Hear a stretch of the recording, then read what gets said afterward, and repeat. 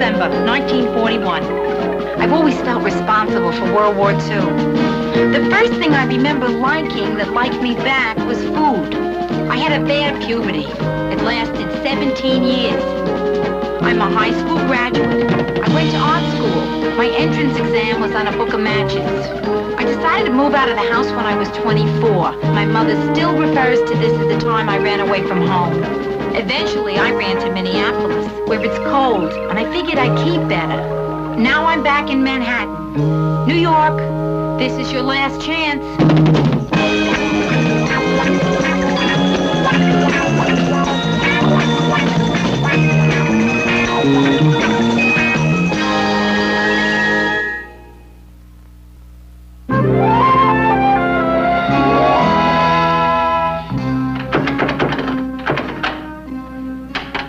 Come on, Joe.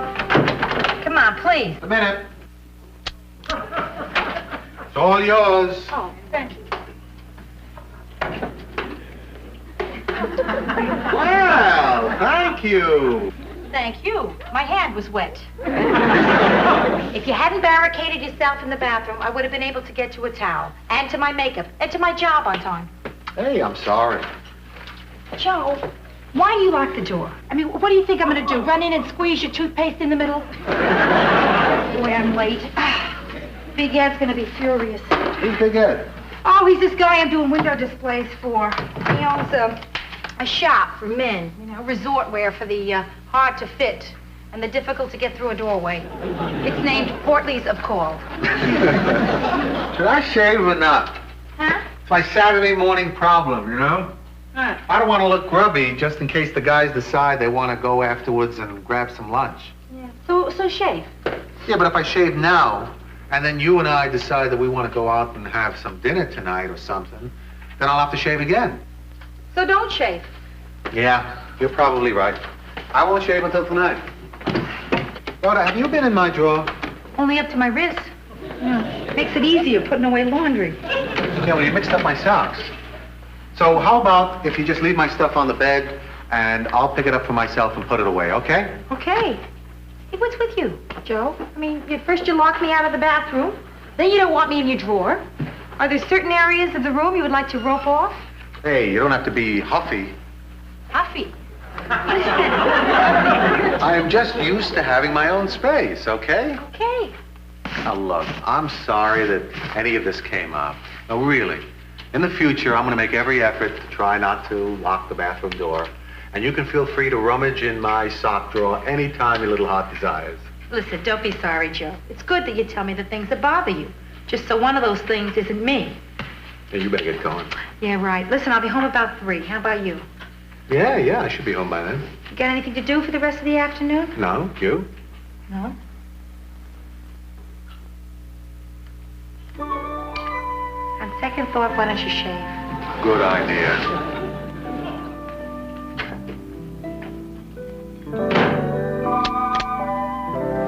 Locking the door to shave?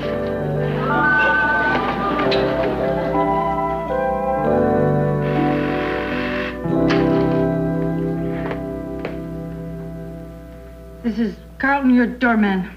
Wait a minute. This is Carlton, your doorman. I know, Carlton. I was just making a little joke. Please don't do that. I'm walking a very thin line down here. A thin, wavy line. Yeah, listen, your sister Brenda wants permission to pick your mail up. Is it okay with you?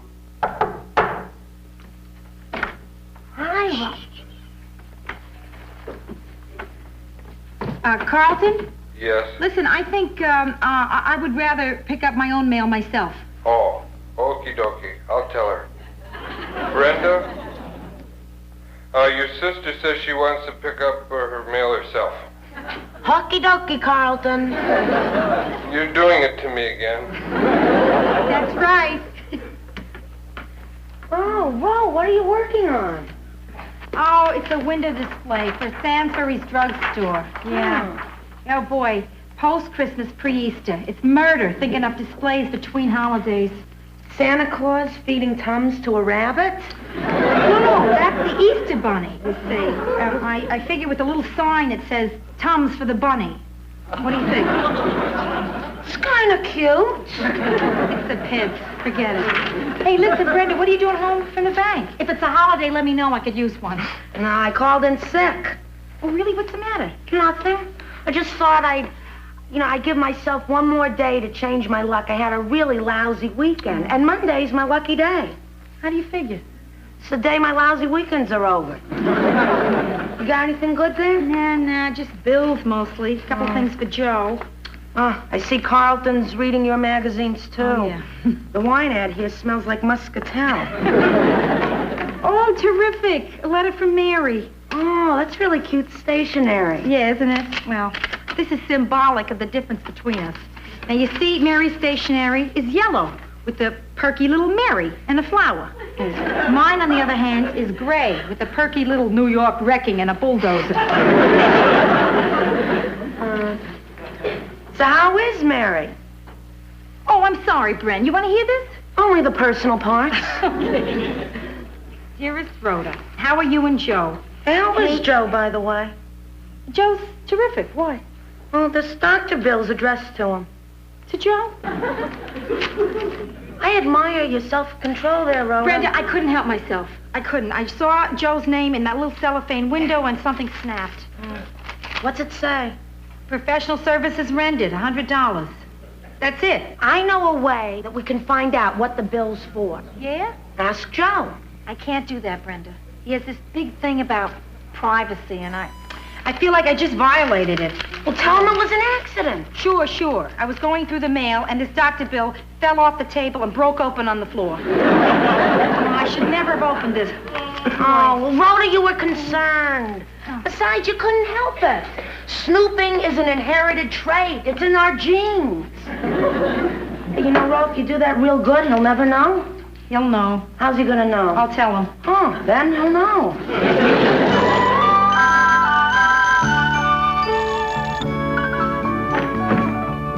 Hi, man. Hiya. Hi. How you doing? So far, not sensational. Oh, you still working on that drugstore window, huh? Yeah. I'm using the mannequins from my Christmas in foreign land. And I've changed it to headache, neuritis, and neuralgia around the world. Forget it. Oh. You know, we just started knocking down that church. Yeah? And the minister put up this sign in front that says, God is not dead. He just moved to 1313 West 6th Street. Hey, I got you a souvenir. You did? Yeah. Hey, don't you die if you loot a church? No, it's okay, really. What are these? That's funny. They're like big wooden marbles. They're bingo balls. Yeah? Oh, more bills, huh? Yeah. Oh, boy, everybody wants money. You know, we ought to have an unlisted mailbox. Joe, listen. Yeah, what? I was just going to say that I didn't have a chance to make dinner yet. Oh, that's okay. Listen, you worked all day. Let me throw something together. Oh, no, I can't let you do that. Why don't we go out to eat?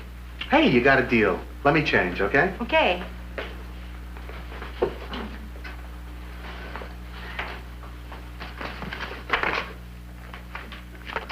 Wexler. New woman.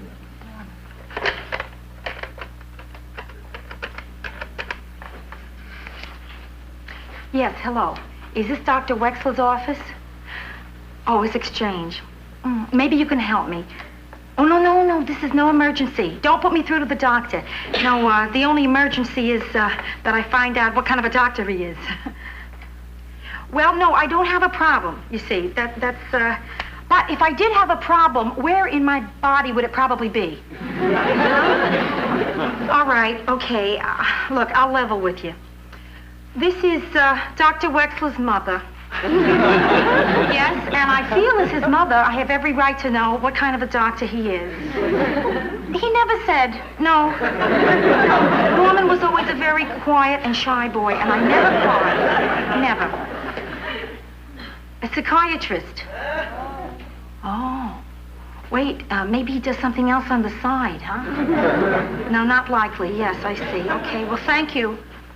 What? Oh, yes, his father and I are both extremely proud.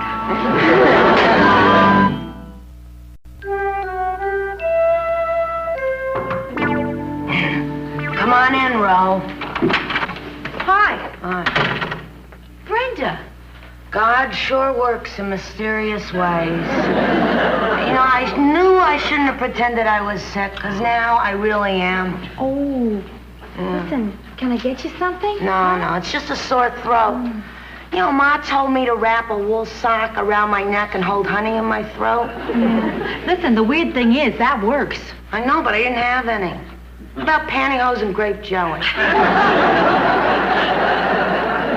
I'll make you some hot tea. You and Joe go to the movies tonight? Yeah. How'd you know? You got gum on the back of your pants. Oh. Yeah, I always get gum on the back of mine in the movies, too. How about that? I wish people would learn to put the gum under their seats like they're supposed to. So, did you ask Joe about the doctor thing? Oh, Brenda, I was just about to. You know, when he was going through the bills. Then he gets to the doctor's letter, and he quickly puts it in his pocket, like he doesn't want me to see it. What are you gonna do? I already did it. I called up Dr. Wexler's office, and I found out what he is. What? A psychiatrist. Oh, I am so relieved. Relieved? I can't believe it. I thought Joe was so, healthy, so normal. A lot of healthy, normal people go to psychiatrists. Yeah. A lot of people go that you'd probably never think went. Not even in a million years. Like who? Well, like me. You went? Why?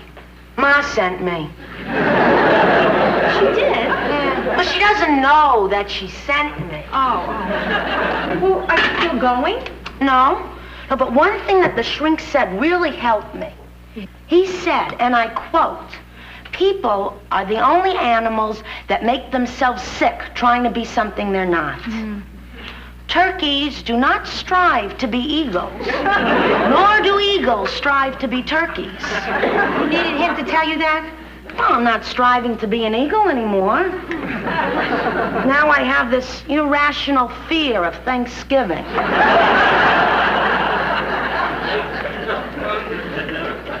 Oh, Ro. Listen, don't get yourself upset about this. It's no big deal. Going to a shrink these days is nothing. I know that. I mean, it's a very common thing. Everybody goes. You're almost not normal if you don't go. But why Joe?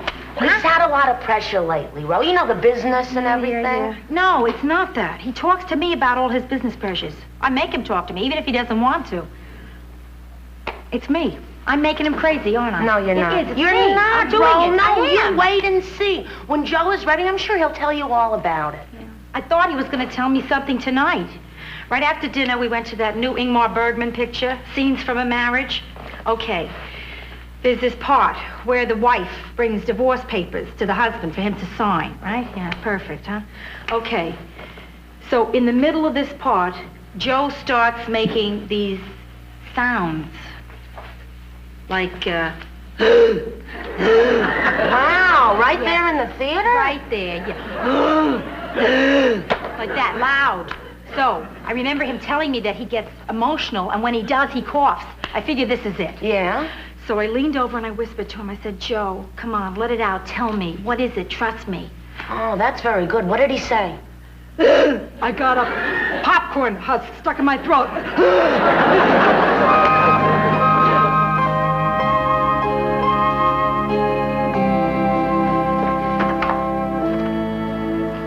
Joe? Just a minute. Take your time. Hey, you know where I finally found your pajama bottoms this morning?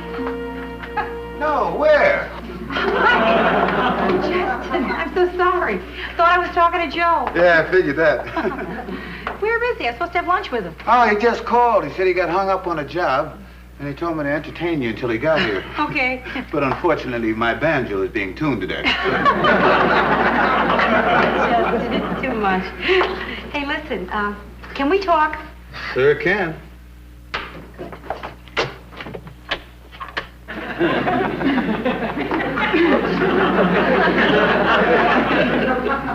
Talk about what? Oh, I don't know. Business, sports. whether you have noticed Joe acting funny lately? No, I haven't, Rhoda. Matter of fact, the only person I've noticed acting funny lately is you. What do you mean? Were you locking the doors and stuff? Oh, well, I just did that so Joe doesn't walk in and hear what we're talking about. Well, I'm not quite sure I want to hear what we're talking about now. Listen, don't get nervous. Thank you. I just have one question here. Justin, have you noticed, well, I mean, has Joe seemed troubled lately? Rhoda, you see, I have this policy. I don't stick my nose into people's business, and they don't stick their fist into my nose. Justin, listen to me. I'm not asking you to betray a confidence or anything like that. I just figure you're around him all day, and maybe there was something that he said or something he did. Let me tell you about my wife.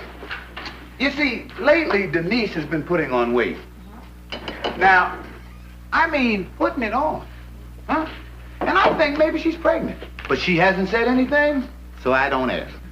But I sure hope she's pregnant, because she sure is getting fat. Now, you see there? As much as you want to know if Denise is pregnant, thank you. That's how much I want to know what's bothering Joe. Yeah, but see, the difference, Rhoda, is you can ask Joe. Well, I mean, just stop and think. How would it sound if I said, listen, Denise, sweetheart, lately I've noticed that you've been looking a little pregnant. And I want to know whether you are or not. Now, if she is, then it's cool. But if she ain't... I got you. Just a minute.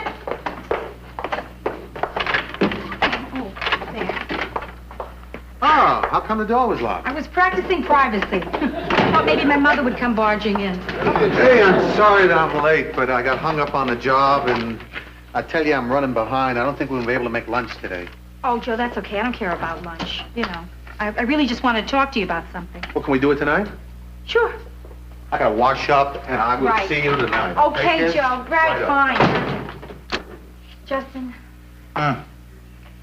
why does Joe lock the door? Rhoda, why is Denise getting fat? Gotcha.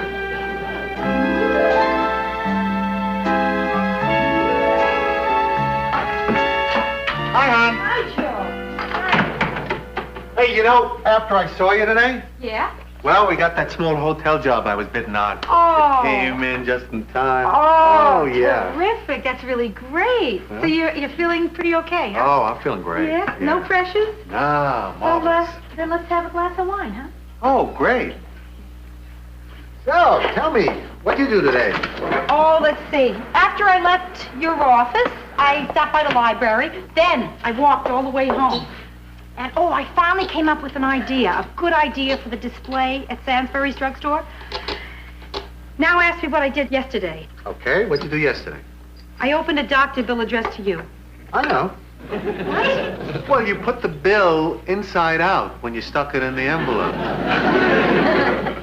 Oh, Joe, why didn't you say something? Well, I figured that you would tell me if you wanted to tell me why you opened it. I mean, I don't pry. You see that, Joe? You're so good, and I'm so rotten. I should have told you right away. I'm so sorry, really. You can read my mail. I'll let you read my letter from Mary. I already did. Did you? Yeah, it was up on the shelf. Oh, Rhoda, listen, it doesn't matter. I mean, you read something that was addressed to me. Yeah. Who cares, huh? Oh. Yeah. And who cares if Wexler is a psychiatrist? You know? Yeah, Joe, listen, I was so worried when I saw that bill was from a doctor. I thought you were keeping something from me. I was. What were you keeping from me? Now, you don't have to tell me if you don't want to. Please want to. Please. Okay. It was when my marriage to Marion was breaking up, we decided that we should seek outside help. So we went to see an outsider, Dr. Wexler. And he listened to our problems, and he seemed to zero right in on the major difficulty of our relationship. Which was? That we were both married to each other. Well, what do you and Wexler think about us? Well, I didn't go see him about us.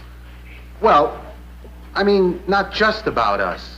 Maybe about us. Yeah. Oh, this isn't easy. You're telling me? My hands haven't sweated so much since I tried out for cheerleader. I was the only kid whose pom-poms ran. You see, I just had to talk things out with Wexler. Yeah, last time you talked things out with Wexler, you got a divorce. Well, having been through one bad marriage, I had my doubts. And here I was, finding myself in another marriage, and a great marriage, and I was just afraid that I was going to blow it. Joe, I thought it was me, maybe. Well, what Dr. Wexler did also. He did. Well, he likes me. Now, look, I just have to admit that it's not easy to adjust to you. You're so giving, you're so affectionate. I can change. Listen, I began to think that something was wrong with me because I couldn't be as open as you were. Joe, I can't tell you what I've been going through, the fears. I mean, I really thought it was something I had done or was doing or... Joe, are you telling me that you went to a psychiatrist because there's something good about me? Yeah, I guess so, sure. Are you still going? No, I just went twice. It seems silly to pay him $50 an hour just to tell him that I love you. Well, if you have to tell someone, I have an hour free. Step into my office. Okay. Reasonable rates. Okay wine. Okay. Terrific hors d'oeuvres. Rhoda, Yeah, Joe? come in here a minute. How can I? The door is locked. Try it.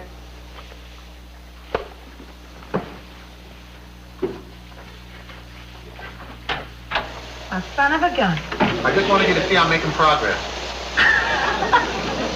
You certainly are. Now, maybe the next time you take a shower, you can do it without a bathing suit.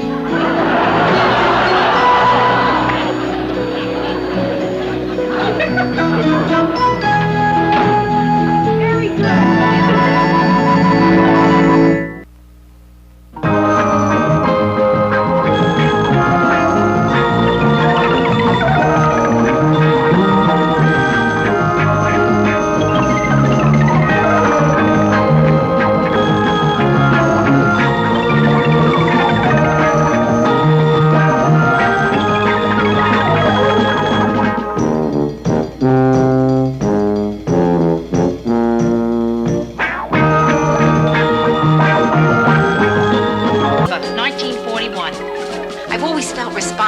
World War II. The first thing I remember liking that liked me back was food. I had a bad puberty. It lasted 17 years. I'm a high school graduate. I went to art school. My entrance exam was on a book of matches. I decided to move out of the house when I was 24. My mother still refers to this as the time I ran away from home. Eventually, I ran to Minneapolis, where it's cold, and I figured I'd keep better. Now I'm back in Manhattan. New York, this is your last chance.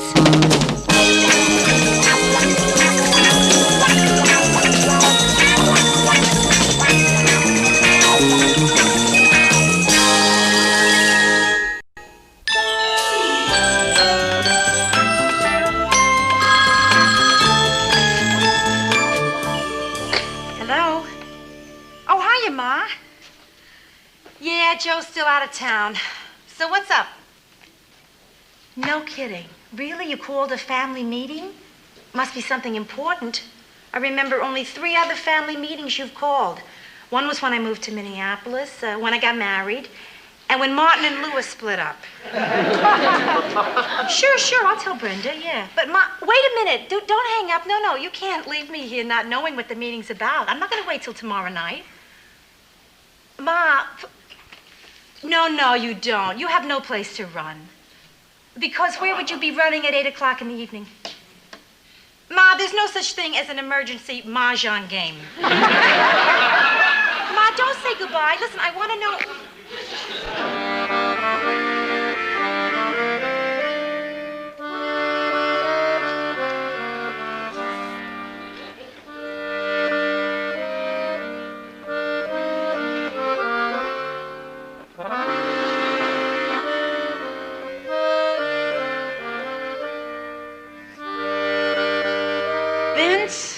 there's so much trouble you go to. I mean, why lug your accordion all the way here when I can just put on some records or something? Well, I thought it would turn you on.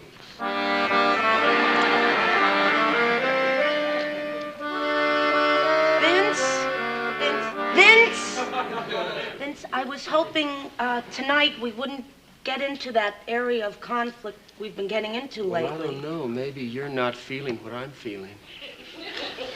I'm dying from what you're doing to me. Vince, maybe we shouldn't talk about it so much. I mean, maybe it should be more, spontaneous. Right. From now on, it'll be spontaneous. Vince, don't unbuckle your accordion. All right. I mean, I won't go all the way. I won't unbuckle it. I'll just unstrap it.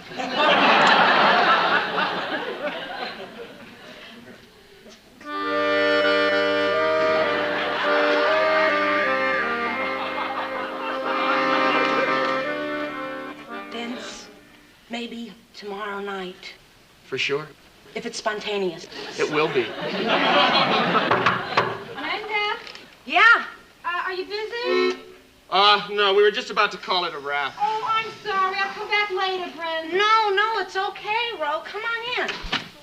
Yeah? Oh, listen, I don't mean to interrupt. I'm busting in on you and, Vince. Hey, don't worry about it.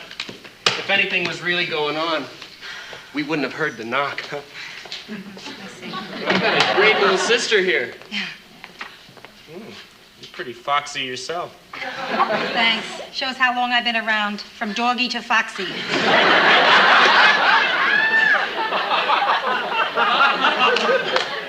Tomorrow night, baby. It's gonna be an important night for us. We're gonna be spontaneous. The earth will move. The sky will open. And I'll bring some ribs.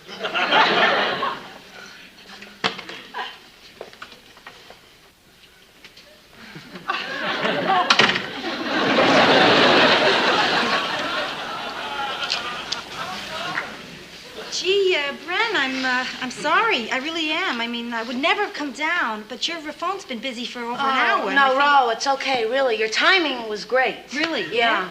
You see, there's this decision that Vince wants me to make up my mind about. Oh, that decision. Yeah, he wants to be more intimate. I keep telling him I have to know a guy for a while. I mean, I just can't see him a couple of times. I have to have a relationship. That's true. Yeah. And I told him there are a certain number of dates you should have before you even consider doing intimate. Right. How many dates did you tell him? 14. Good. That's good, yeah. What did he say? Well, that was 2 weeks ago, and he's been up here every night since. I'm not quite sure what to do. Brenda, before you make any decision at all, I gotta ask you one question. Do you really like Vince? Don't you? Well, that's not an issue here. You like this guy? Yeah. You don't like him? Brenda, I just want to make sure that you like him. That's all. My opinion of a guy who brings an accordion on a date is unimportant. Rhoda, come on. I mean, it's kind of hard to say no to a guy like Vince. I mean, he's so magnetic. This Vince? It was just here. Magnetic. Yeah. I mean, how often does a guy like Vince Mazuma come along? Every 3 seconds. All right, Rhoda. Okay, I just have to figure out what to do by tomorrow night. I'm gonna sing. Brenda, you can't. Why? Ma called. There is a family meeting scheduled for tomorrow night. Oh, a family meeting, huh? Oh, she probably couldn't get me. My phone's been off the hook. Well, I gotta call her because I can't go. Direct dialing. Hello, Ma? Yeah, listen, I was gonna call you. Can you switch the meeting tomorrow night because I can't make it? Because I have a very important date. Ma, the issue is not whether some guy means more than the person who suffered through 9 months of morning sickness for me. No, Ma, I am not coming to the meeting. No, I am not. I'm not, Ma. I'm not. Goodbye. I'll pick you up on my way over. Right.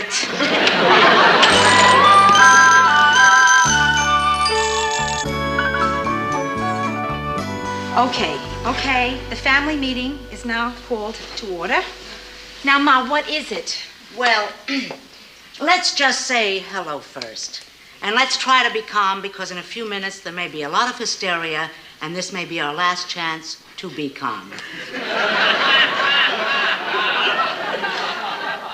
Hello, Rhoda. Ma, what's going on?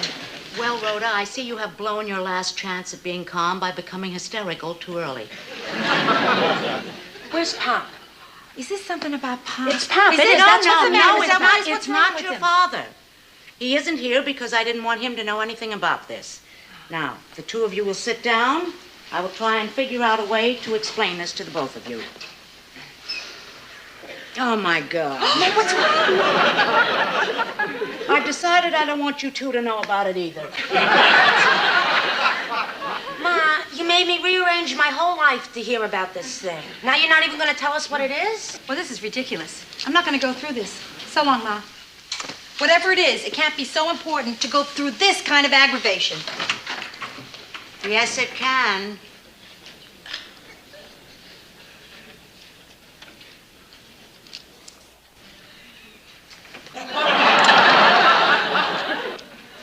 You almost made it, Rhoda. I know. Why'd you come back? I don't know, Brenda. I guess the thrill of the hunt.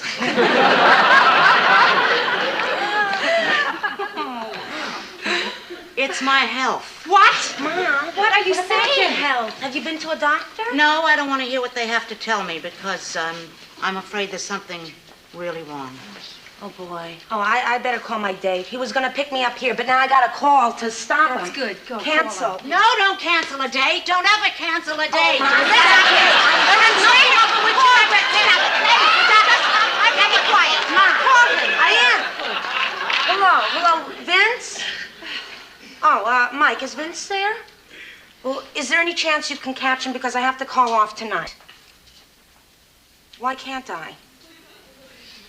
What do you mean, because tonight's the night? I do not know what you're talking about. No, good night. Okay, you two. You. I want to know what happened. I want to know what's wrong. I want to know now. No build-up, no fancy stories. Just simple sentences, please, Ma. What is wrong? Well, as you know, I have never been to a medical doctor in my whole life. And I've only been to a dentist twice. And on both those occasions, it was to try and interest him in Rhoda. Now, please, quit your stalling. Now, tell us what's the matter. All right, but let me tell you something. At the bottom of this, there is nothing to worry about. Why? Because it's not serious? No, because I've already lived a full life.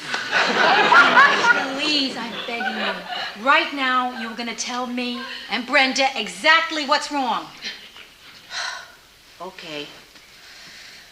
Lately, I haven't been feeling so great. I have shortness of breath, some tingling in my fingers, and chest pains. Oh, Mom. Oh, wow. Oh, well, listen, it could be nothing. And whatever it is, we're going to get it taken care of. We'll get it fixed. Totally fixed. Right, we're going to take you to a doctor. Oh, no. I don't think I could face one of those fellas. Unless, of course, he's right for Brenda. How can you be worrying about me? I worry about you because of the pressures that are going to be put onto you to get married before I... Please don't. I mean, we love you, and we want to help you. Now, look, just facts. Your symptoms. What do you feel like right now? I mean, Right now, I feel wonderful. I feel wonderful knowing how the two of you care. oh, come on. I really do. Oh, it's just lovely. What are you kidding, it's Ma? You're our mother, aren't you? At least. Ma, now listen, Ma, don't worry. We will take care of everything. Everything is going to be okay. Oh, darlings, why does it take something like this to make a family realize how much they love each other? Please don't. Stop crying. I'm telling you, everything's going to be all right. Honestly. I'm going to get the door. Good. Hi, Brenda. Hi. Is that your mother? Yeah. Hey, you shouldn't have told her what we're gonna do tonight.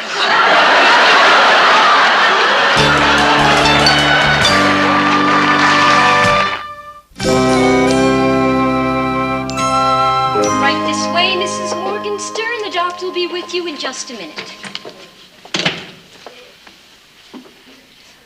The doctor usually sees only the patient. Oh, but this is our mother. Do you know this is her first time to a doctor? Yeah, I'm sure you understand. But I'm sure that you can see our problem. I mean, if we let people bring their families in, why, we'd have children all over the desks. Listen, I don't have to go to Mana, this. just relax. Did you hear me? Just relax. Please, you see the situation, nurse. The woman is very frightened. Now, I'm sure you can make an exception. Huh? I mean, if you had this unbendable rule, that would be stupid. Are you calling me stupid? No. You wouldn't be stupid. It would be stupid. However, if you insist on us leaving, you are not bright. The patient stays and you two go. Hey, look, please don't do this. I don't want an argument here. If you All of stayed, this wouldn't is that be- pointless. Now But you're just please. going to have to leave. There's Nurse. nothing more to say. Yes, there is. If you don't let us stay, I deck you right here.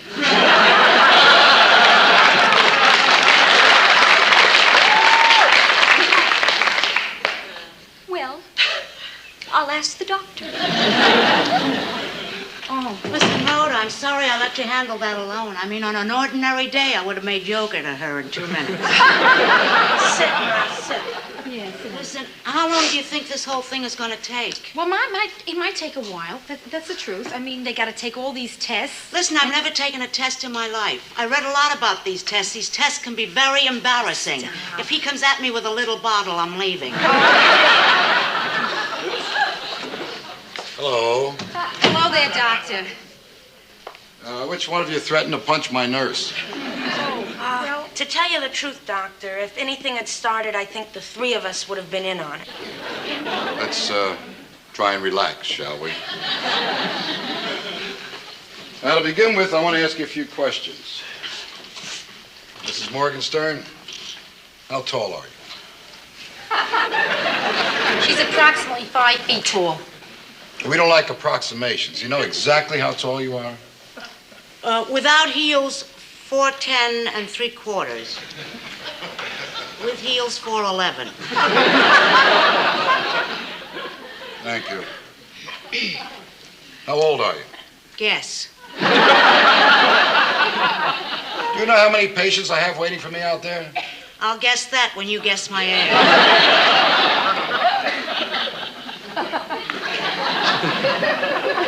50.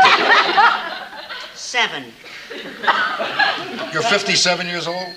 No, I thought you had 7 patients waiting. I'm 52. Thank you. You ever had any jaundice? No. Appendicitis? No. Any social diseases? Social diseases? I don't know who brought you up, but I'm a lady, and you're not to use words like that in my presence. All right.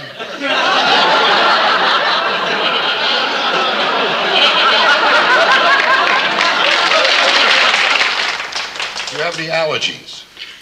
I'm allergic to little bottles. I'll get you a big one. Should we go in the examination room? All right, where's the woman who's going to examine me? I'm going to examine you. You? Why? Why? Why do you think?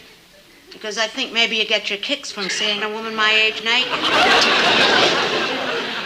Mrs. Morgenstern, I examine naked people all day long. I've been doing it for over 20 years. Oh, come on, Doctor.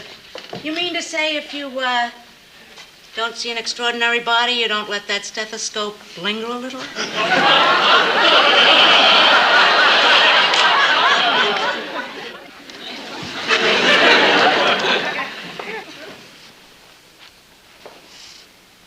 Oh, listen, you'll be here when I get out.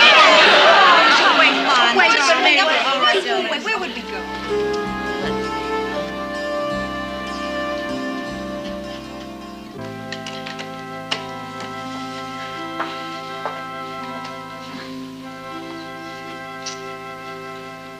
Ma, the doctor said he's going to call this afternoon. He's going to call. And look, do not let your imagination run wild with you. I mean, everything's going to be okay. You'll see. Hey, Ma, you never told us what the doctor said during the examination. Oh, he just kept saying one thing over and over again. What? Mrs. Morgenstern, please get your hand off my wrist. And, he didn't tell you anything? No, nothing. You didn't ask him anything? Yeah, I asked him one question. I asked him what he thought of my figure. Well, I mean, after all, only your father is seen, and I wanted to find out if he'd been lying to me all these years. You want to know what the doctor said? Yeah, I want to know real bad. He said I had a dynamite body. Of course, a lot of good that's going to do me now. Oh, Ma, come on. You see what you're doing? Now, I'm telling you, everything's going to be all right. Yeah. Hey, Ma, old age runs in our family. And look at Grandmother Morgenstern. She's 87. Yeah, that's right. Wait a minute, that's your father's mother. I have Grandmother Nessel. Rest her soul. But you know, Grandmother Morgenstern once said something very nice on the subject of old age. What'd she say, Ma? She said, I'm not afraid of death because my life is not such a bargain. Come on, Ma. Now, listen, you have a wonderful life. There are things wrong with it. Like what? Well, like I've never been as close to you two as I would have liked. That's silly. We're close. In fact, we're very close. No, I've never been as close as you two are close. Oh, well, Ma, I mean, that's natural. I mean, after all, you are a mother. Why would that make any difference? I mean, I've always wanted to be like a girlfriend to you because you were always the best two girls I ever knew. Oh, that's sweet. That's cute. No, I'm being very serious now. I mean, you girls never take me anywhere with you. You never share things with me. You never lend me your sweaters. Oh. Ma, you would look pretty silly wearing one of our sweaters. Huh? Why? You afraid I'd stretch it out of shape? Listen, you. Now listen. No, now you listen. I'm always the outsider here. No, you're not. You're not. That's not true. That is true. I'm telling you it's true. You confide in each other and you never confide in me. I mean, I don't even know one secret about your life. Come on now. Just for once, include me. Tell me a secret about your life. One.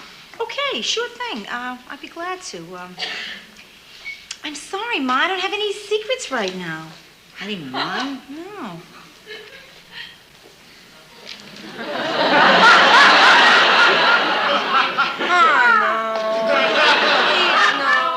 Oh, come on, Brenda. You got a secret? Oh, Ma. Ma, just my luck. I have a secret. I never have any secrets. Why today do I have to have a secret? Brenda, will you tell me?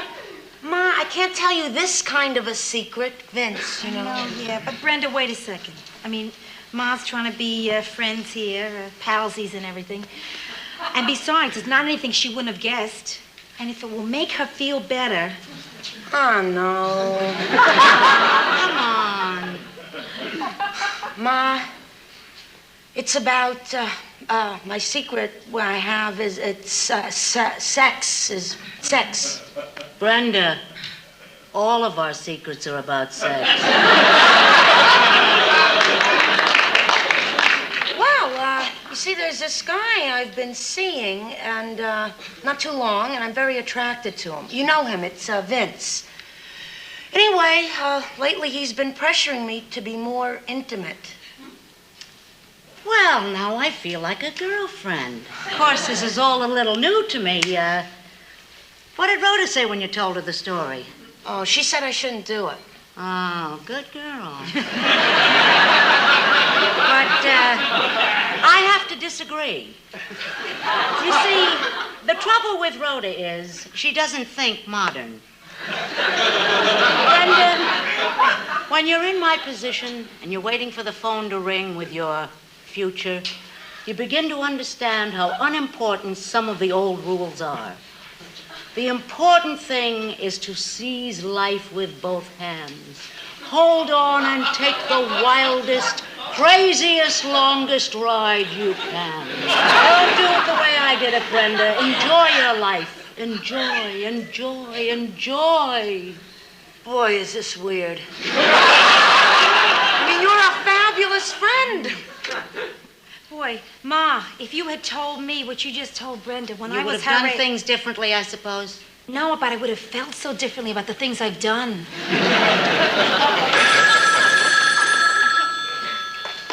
Hello. Well, hello, Doctor. Oh, yeah, she's right here. Yes. Hey, girlfriends. I'm scared. Hello, doctor? Yes. Yes. Oh. Well, thank you, doctor. Thank you very much. What? Well, I never heard of that before. Oh, okay. Yeah. Yeah, all right. Yes, and thank you. Thank you again, doctor. It's not my heart. Oh. It's not my heart. I mean, listen, it wasn't physical. It was emotional. Oh, Ma, what'd I tell you, huh? Oh, yeah. Oh, that's great. Oh, everything's okay. Wonderful. It is. It's terrific. But what did he say that worried you? He told you something after he told you the good news. What? Well, in my whole examination, they only found one thing. Yeah. I shrank half an inch. Oh, well, petite is good.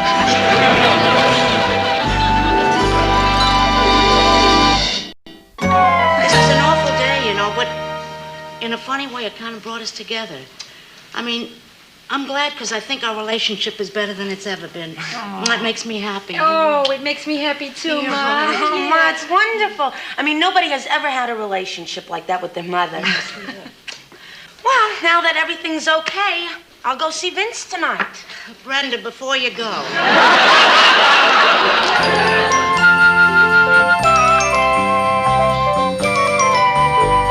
I think we ought to have a little talk. A big little talk. Oh, Ma.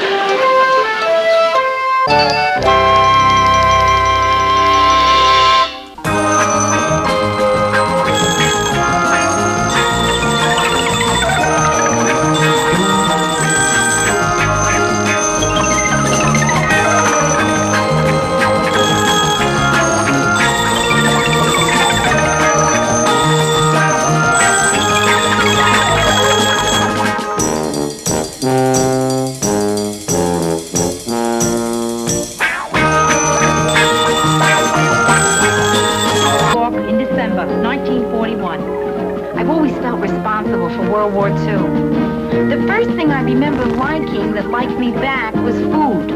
I had a bad puberty. It lasted 17 years. I'm a high school graduate. I went to art school. My entrance exam was on a book of matches.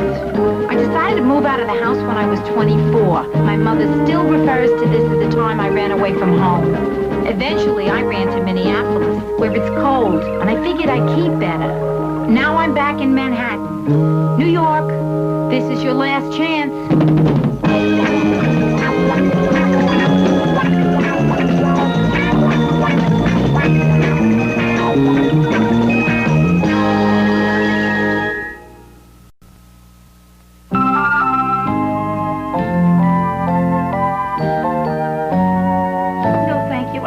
Any of your stuff. Avocado facial mask. Olive oil moisturizer? Miss, I'm really sorry, but I'm trying to get some work done. You see, I work at home. This is good stuff. I use it myself, and look how youthful my skin looks. Okay, how old are you? 22. Too bad. If you said 53, I would have bought the whole franchise. Carlton! Hello, this is Carl. Yeah. Carlton, listen to me. I told you before, I'm going to tell you again. I'm not home, so don't let anybody else up. Do you know I just had to get rid of a woman selling cosmetics from door to door? Oh, you mean she got past me? Strange as it may seem. I'll go find her right away. I could use a new bottle of aftershave.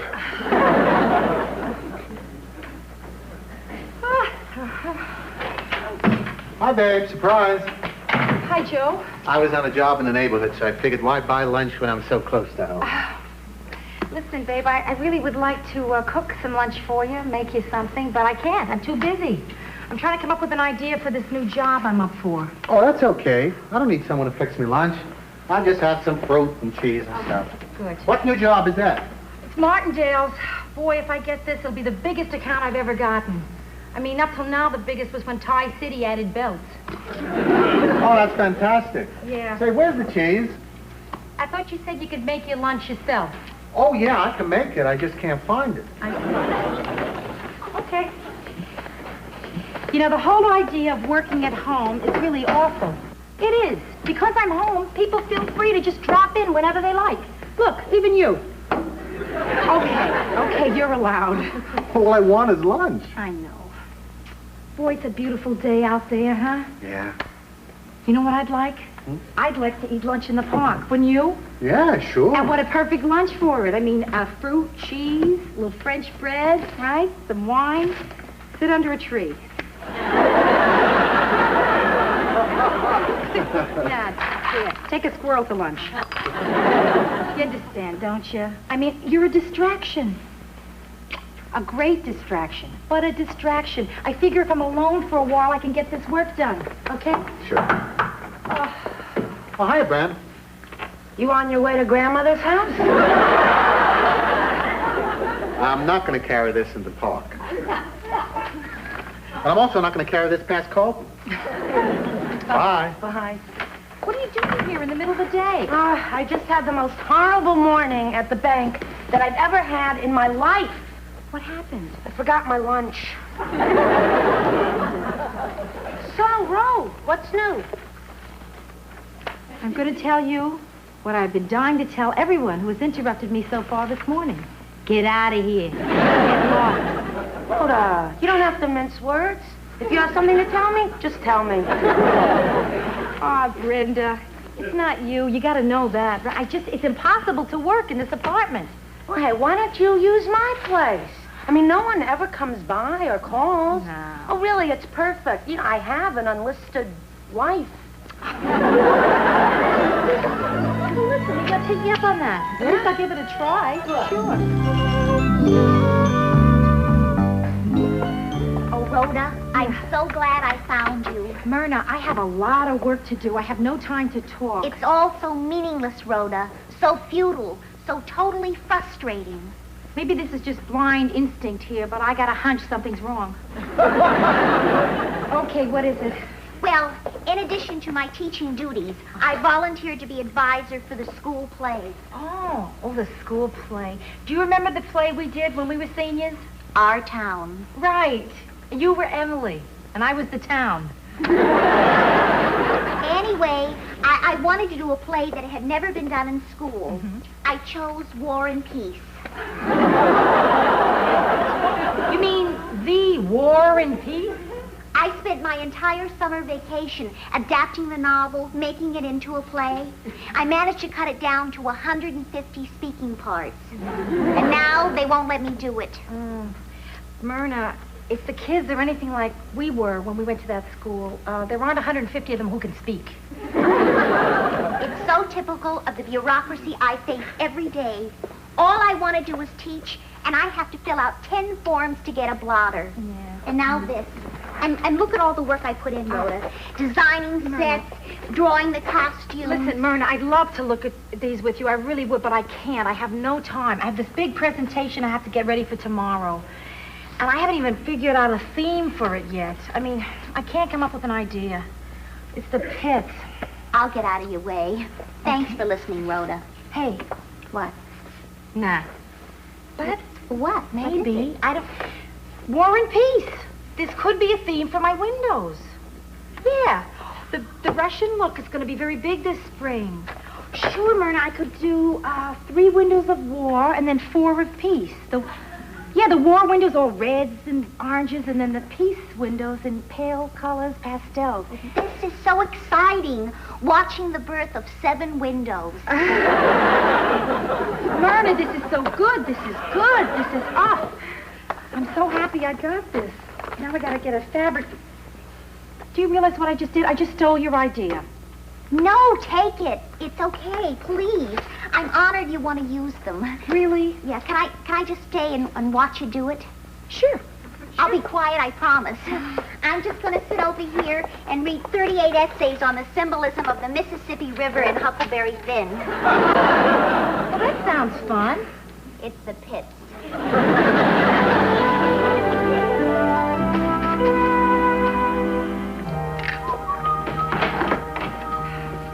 Oh, hi, babe. Hi, Joe. Hey, I stopped at the deli and bought us some dinner. Oh, me too, only I went to the Chinese place. My favorite, sweet and sour lox. So, how did the interview at Martindale's go, huh? Terrific. Really, terrific. Yeah, the War and Peace idea knocked them out. They were really crazy about war. Hey, that's great. So then you got the job, right? No, not yet, Joe, no. When I left, there were 5 people waiting to be interviewed. There's one guy with an earring and a cheetah. Looks like he might have some offbeat ideas.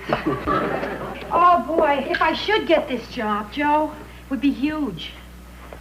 Maybe too huge. Do you realize I would be carrying as full a workload as you? Maybe more? How does that grab you? Rhoda, what's wrong? I mean, you worked for years for something like this. Yeah, I know. It's like one day I hope I'm going to get a call and they'll say, "Hello, this is Pittsburgh. Come on over and knock us down." I mean, it's something you've been aiming for, you know? What is it? You afraid you can't do the job? No, I can handle the job. Can you? I mean, come on, Joe. It's got to bother you a little, too, doesn't it? Okay, I'll admit there's a part of me that isn't crazy about it. But Rhoda, you gotta understand, I went through a marriage where my wife didn't work and it didn't work. Maybe if she had worked, it would have worked. I mean, look at us. You're working and it's working. Oh, yeah, maybe you're right there. But if I do get the job, I can't work at home here. I'll need my own office, and that's expensive. I mean, how much does your office cost? Oh, it's not bad. Yeah, but your place is a dump.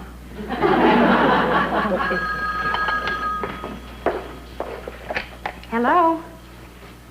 Hello, Mr. Critchfield. It's a guy from Martindale's. What? I what? I don't believe this. You must be kidding. Oh, no, of course you're not kidding. It would be mean and crummy to kid a person like that. Oh, boy, I can't tell you how much this means to me. I'm telling you, thank you. Yes, I'll be there first thing tomorrow. And thanks again. How do you like that? I beat out 20 people in a cheetah. Oh, Joe, this makes me feel so terrific. I mean, I feel great.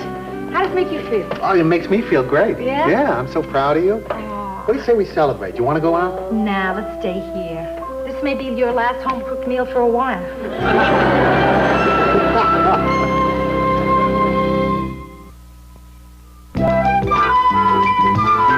Hey, it's looking good, Joe. Hello. Oh, Mr. Pennick. Hello. Joe, this is the building manager. Mr. Pennick, this is my husband. Hi, Mr. Pennick. Hello. Hey, what's going on? What are you doing? Hey, we'll paint the office. We just painted it before you moved in. You're kidding. That yucky brown? that color that... I thought that was a color that another color turned when it spoiled. What'd you do with this desk? It says here, 1 gray metal desk. Yes, under the contact paper is 1 gray metal desk. 1 cruddy-looking chipped gray metal desk, which I fixed. I don't know. They're not going to like this. They? Who are they, Mr. Pennick? The yucky brown paint and the gray metal desk syndicate? I was going to send this home with your wife for you to sign, but since you're here... Oh, sure. Oh, wait a minute. What is that? What are you signing? It's your lease. Oh, well then shouldn't I sign it? This is my office. They prefer that the man of the house sign it. I see. But this isn't a house, Mr. Pennick. See, this is an office. My office. That's right, it's her office. I got you. It's her office. Oh, look, don't misunderstand me. I think it's terrific what you're doing here. I mean, not many guys would set up their wives with a business like this. No, wait a minute. I'm not setting her up in this. Right. Gotcha. Mr. Pennick, I am paying for this out of my own money. Right. Gotcha. But I am. Right. Stop winking? I'm not winking. Well, he is, and you're accepting it.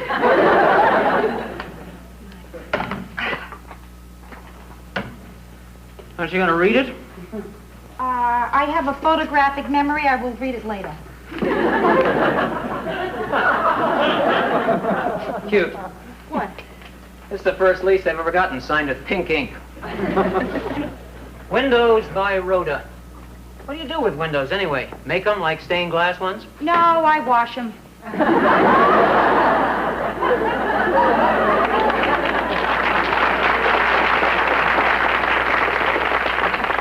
Hey, Rhoda, don't you think you're overreacting a bit? I mean, it wasn't that big a deal.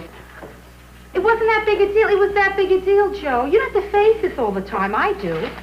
Whenever I take a client out to lunch and it's a man, I pay the bill, they bring him the change. Oh, thanks, Leo. Tuna? Yeah. Or tuna. Here's your change. Do you see that? Thank you. Hey, miss, how do you spell your last name? Gerard, Gerard. That don't sound right. I thought it was a long one. It is. Morgan Stern, excuse me. Morgan with an E, Stern. Hey, how come you're using your old name? Well, Joe, you see, I gave a lot of thought to this, and I realized that most of the people in the window dressing business know me as Morgan Stern. And besides, it's not my old name. That's who I am. Something I'll always have, like these thighs. Hey, Joe, listen. There are times when I need to be Rhoda Morgenstern, you know? But there's a part of my life where I just love being Mrs. Gerard. Oh, yeah? What's that? Oh, come on. A lot of the time. Sometimes when my mother comes over. Sometimes when I meet an old boyfriend. And, all the time. Just after lights out.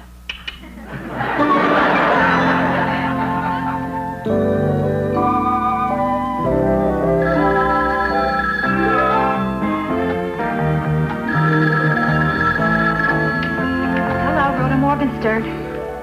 Oh, hiya, Mr. Edwards. What? Oh, yeah, sure, of course. As a matter of fact, I was working on your window display right this very minute. Oh, yeah. Well, rather than describe it to you, I would rather just have you see it yourself. Uh-huh. Absolutely, tomorrow, I promise. The estimate, well, that I can give you right now. Sure. Yes. How is business, Mr. Edwards? Yeah, is everything good? Well, it's slow for everybody. Look, why don't I call you back with the estimate, huh? Very good. Bye. Where is it? Oh. Hello, Rhoda Morgenstern. Oh, hello, Mr. Patterson. Tomorrow? No, the display isn't due until Friday. No, tomorrow isn't Friday. It is not. I'm looking at my calendar. Wait a minute. I'm in June here. Oh, I'm sorry, Mr. Patterson. Of course it's tomorrow. Yeah, and you'll have it. I'll be there. Okay. See ya. Oh, no. Rhoda Morgenstern. Hello, this is Joe Gerard. I was just wondering if my wife was there and when she's going to come home. Oh, yeah, Joe, she's here, and she has no idea when she's going to be home. Well, this morning you said you're going to be home early today. I know, Dawn, but things have just gotten suddenly nuts around here. Well, look, how much longer is this going to go on? What do you want me to do, quit? Okay, I'll quit. Only one problem, Joe. What do we do with this office for the next 11 months? Well, I always wanted a den. Joe, listen, I'm a little crazy right now. I got to tell you that. So I think it's best we talk about this when we're together. Fine, that's just fine. Now, when is that going to be? I don't know. But please just hang in there, Joe, huh? Hey, Rhoda, what do you think I've been doing? Well... Goodbye. Joe... Hello, Rhoda. Myrna, I can't talk to anybody now. My life is falling apart. I have a ton of work to do. Oh, all right.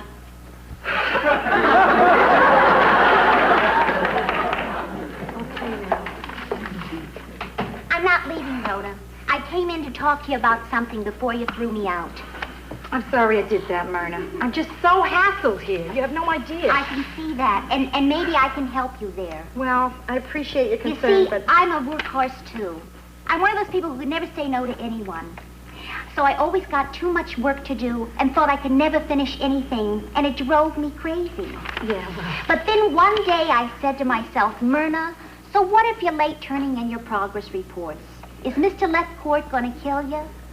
Heck no. And once I came to that realization, a calm came over me, a kind of peaceful, blissful... Myrna, get to the point. The point is, once I relaxed, I did better work. And that is what you should do. Thank you. Now, come on. What? I want you to sit over here and relax. Myrna, I can't. I have work to Rhoda! Take your shoes off and wiggle your toes. Myrna. Rhoda. I'm wiggling. Would you like a cup of coffee? Yeah, I would love it. I bet you never thought you'd be getting advice from me, huh? But this is one thing I'm good at. Work. I'm not good at life, and I'm not good at men, but I'm good at work. How do you feel? Fine. Don't do that, Rhoda. This is your break. Relax. We'll chat. How's Joe? Not good, otherwise he's fine. Good. So how's school? I quit. What? I'm sitting here complaining and you just quit an entire career? Myrna, why didn't you say something? I was going to, but you didn't seem to be in the mood to hear it then. Oh, well, why did you quit? I thought you loved teaching. I quit because I had this urge to be creative, and they wouldn't let me. I couldn't get it off there. Myrna, this is such a major step to take. I mean, what are you going to do now? I don't know. Something. But that night at Brenda's, when I dropped by and helped you with that idea, it was the most exciting, stimulating night of my life. You poor kid. And then the other day, I went by Martindale's and I saw your War and Peace windows. And as I stood there among the crowd on the sidewalk, a thrill went through me. When you were standing there, was there a crowd behind you? You sure this thrill you felt was of your own doing? Rhoda, you're too close to it. It's very exciting what you do, Rhoda, and I want to do it too. Myrna, please, come on. A person doesn't quit a job and become a window dresser overnight. Well, how did you get started then? Well, I quit a job. Yeah, but I had some art training. I've had some art training. But I apprenticed with someone who showed me the ropes. I could do that too, Rhoda. If I could find someone who was talented and patient and maybe overworked enough to show me those very same ropes. Do you read me, Rhoda? Myrna, listen. I don't know if it's a good idea for friends to, Fortunately, I don't feel we're that close yet.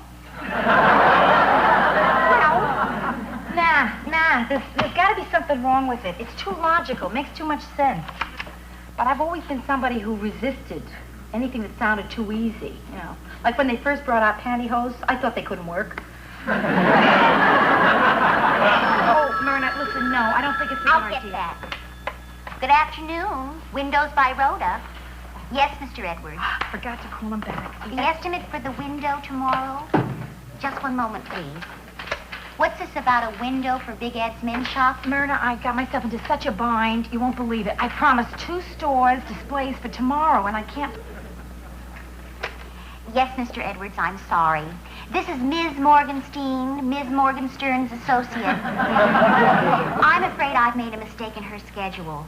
Would it be terribly inconvenient if we postpone that until next week? Good. Why, thank you, Mr. Edwards. All right, Big Ed. A drink sometime? Why, yes, that sounds very refreshing. Ciao to you, too. What are you doing? I'm finishing my coffee. I am wiggling my toes. Miss Morgenstein, hold all calls.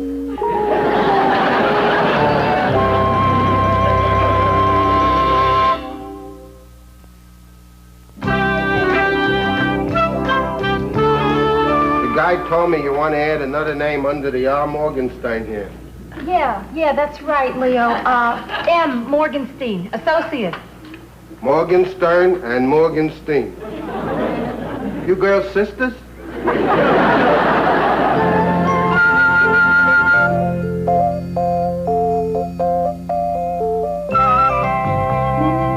Hello, Joe. Listen, great news. Great. I'm going to be home early after all. We can have a nice dinner together, time to talk afterwards. Doesn't that sound great? What do you mean, who is this?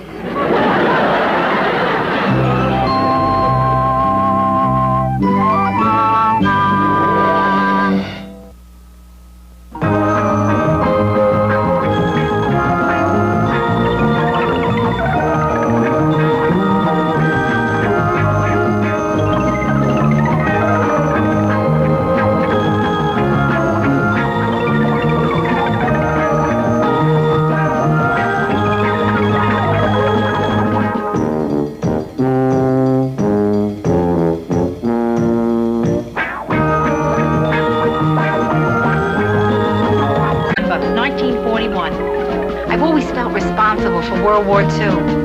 The first thing I remember liking that liked me back was food. I had a bad puberty. It lasted 17 years. I'm a high school graduate. I went to art school. My entrance exam was on a book of matches. I decided to move out of the house when I was 24. My mother still refers to this as the time I ran away from home. Eventually, I ran to Minneapolis, where it's cold, and I figured I'd keep better. Now I'm back in Manhattan. New York, this is your last chance.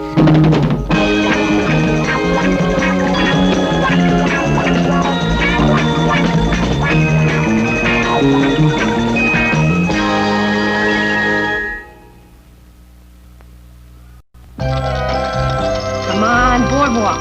My luck's gonna change, you watch. Give me a 7, 4. Hi, babe. Oh, Joe, hi. Hi, Brent. Hi. Oh, boy, you got me what I wanted for my birthday. The world's greatest shower nozzle. You totally ruined the whole surprise. You know that? We had such a cute way of giving this to you. We had it all planned. Oh, yeah? Tell me. Yeah, tell her. Well, it wasn't that You cute. can tell her. He's only saying that because it was his idea. It's plenty cute. He was going to sneak down to your apartment when you weren't home and install this. Then I was going to say, Brenda, why don't you go take a shower? Well, maybe it wasn't all that cute. Hey, Bren, how about coming over Monday night and we'll celebrate your birthday, huh? Oh, Joe, she's probably got plans of her own for that night. Yeah. By the way, this is terrific. I want to show you the settings. They have, see, coarse, fine, needle, and abuse. So what do you say, Bren? Monday night, huh? Joe, listen, I don't want her to feel she has to come here for her birthday, you know. I mean, if there's something else she'd rather do, go ahead. Well, actually, there was a little something I was going to do. Oh. But let me see if I can get out of it. Can I use your phone? Brenda, it's foolish to try to get out of it. I mean, we see so much of each other all the time. You got something to do on your birthday, go ahead and do it as It's planned. Brenda's birthday. Let her do what she wants. Joe, do you mind? I just wanted to tell her. Hello, may I please speak to Chet Devereaux? Brenda, you're going to call off an evening you planned to be with us. Go out. Do what you planned. I don't believe you have ever shushed me before. Since when is shushing entered this relationship? Oh, sure, I'll hold. Yeah, well, what's he doing? Well, how long does it take for him to hot comb his hair? Joe, now listen to me. I think, Brenda, it would be better if she sees her own friends and isn't so dependent on us all the time. Yeah, well, maybe Brenda would rather be with us, huh? Joe, I'm talking low in hopes that you also talk low. Listen, Chet, something came up, and I don't think I'll be able to go to the party with you on Monday. Brenda, hold on. I can't let you do this. It is silly for you not to go to a Rhoda, party. you are being silly. Brenda, if you want to come here, come here. We'd love to have you. That's all. I said I can't go to the party on Monday. Maybe you could stop hot combing your hair for a second. What do you mean you're at the crucial point? Oh, covering the spot. I like the spot. Yeah, it's really good. So listen, can I have a rain check? No?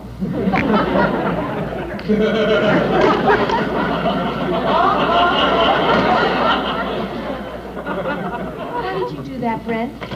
Well, Well, I had a choice on my birthday to either have fun with people I'm comfortable with or have Chet take me to a square dance party at his law firm. The 84-year-old senior partner is calling the do-si-dos. Brenda, don't worry about a thing. I mean, you know, I think you made the right decision, really. Well, sure. Where would I have a better time than with my own flesh and blood? And flesh and blood-in-law. Listen, we're going to make you a great meal. Terrific. Hey, cook something fattening. Because there's only 2 times I let myself go. On my birthday and Saturdays. Good night.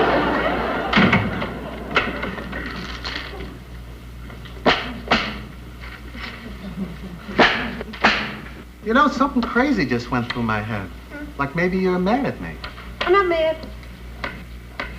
I'm not mad. Well, I thought it was crazy. Sure, walk away. Okay, if you're so anxious to fight, come on. But at least let's do it right. Do it right? Yes, there's the right way, Joe. I'm telling you. Yeah, I've been reading a lot of books, on modern marriage. And there are a lot of very wise people out there writing books telling other people how to fight. Okay, Rhoda, but you're going to have to help me out. Because the only way I know how to fight is to keep yelling until someone tells you win. Here's how it goes. So, neither person misses what the other says. Only one person talks at a time, and the one who is talking has the floor. The other cannot interrupt. That is a civilized way to fight. Okay, Rhoda, go ahead. You're a jerk. Now it is your turn. What? Now it's my turn. I'm worried. I'm worried about Brenda. Yeah, she's so dependent on us, Joe, that she's not building a life for herself. I don't want her to wake up one day and realize the biggest achievement she made was to sell 300 master charges. Okay, it's my turn. It's my turn. Now, I think that you are making a mistake, Rhoda, because it's just one day. It is not her life. What do you mean one day? She's here all the time. I know. It's your turn. I spoke. I interrupted. I would like to apologize. I would also like to continue. I wanted Brenda to have her birthday the way she planned it. And you shushed me. You did. You brushed me off, Joe. Now is it my turn? Yes. Let's drop it. You're doing it, right? Well, I'll tell you what I'm going to do. I'm going down to my sister's right now, and I'm going to tell her she has to be more independent. Swell. I am. I'm going to do that. So what are you waiting for, my blessing? Give me your blessing. No, huh? All right.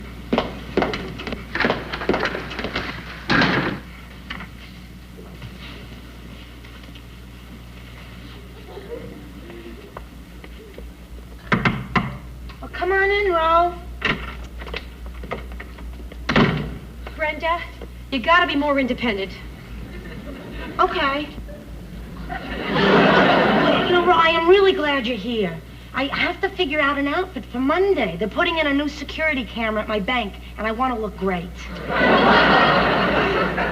You don't need me. Come on, just let me see what you picked out for yourself. Oh, well, this skirt with this top. Oh. You don't like it. Do you like it? Yes? Wait, I'm not sure. Brenda, don't try to read my face. Do you like it? Oh, I bought it. I'm not going to tell you what to wear. Come on. I'll go to work naked. No, that's going to make me look fat. Brenda, look, maybe I'll come back tomorrow, to discuss the thing I came up for. I just had this thing with Joe, and I'm a little crazy now, so I'll see. No, wait, you got me curious. Why not tell me now? Well, I'm afraid to tell you because you always agree with everything I say. No, I don't, Rhoda. I don't. You don't. I don't. Okay. Just now upstairs, you decided to play it safe on your birthday rather than go into a new situation where you might meet some interesting people. Brenda, you gotta grow. Oh, is this true what you're saying? I mean, listen, I had to run all the way to Minneapolis before I finally started to grow. Really, I mean, I was 23 years old before I bought a pair of shoes without Ma feeling the toes first. So I know. It's exactly the same for you. I'm going to start being independent and taking chances. Right now. I am going to wear this on Monday.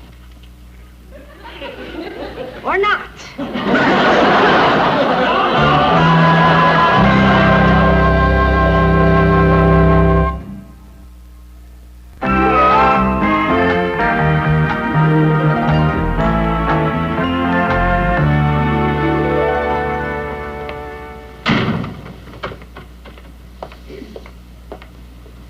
I can't function on Sunday without a Sunday paper.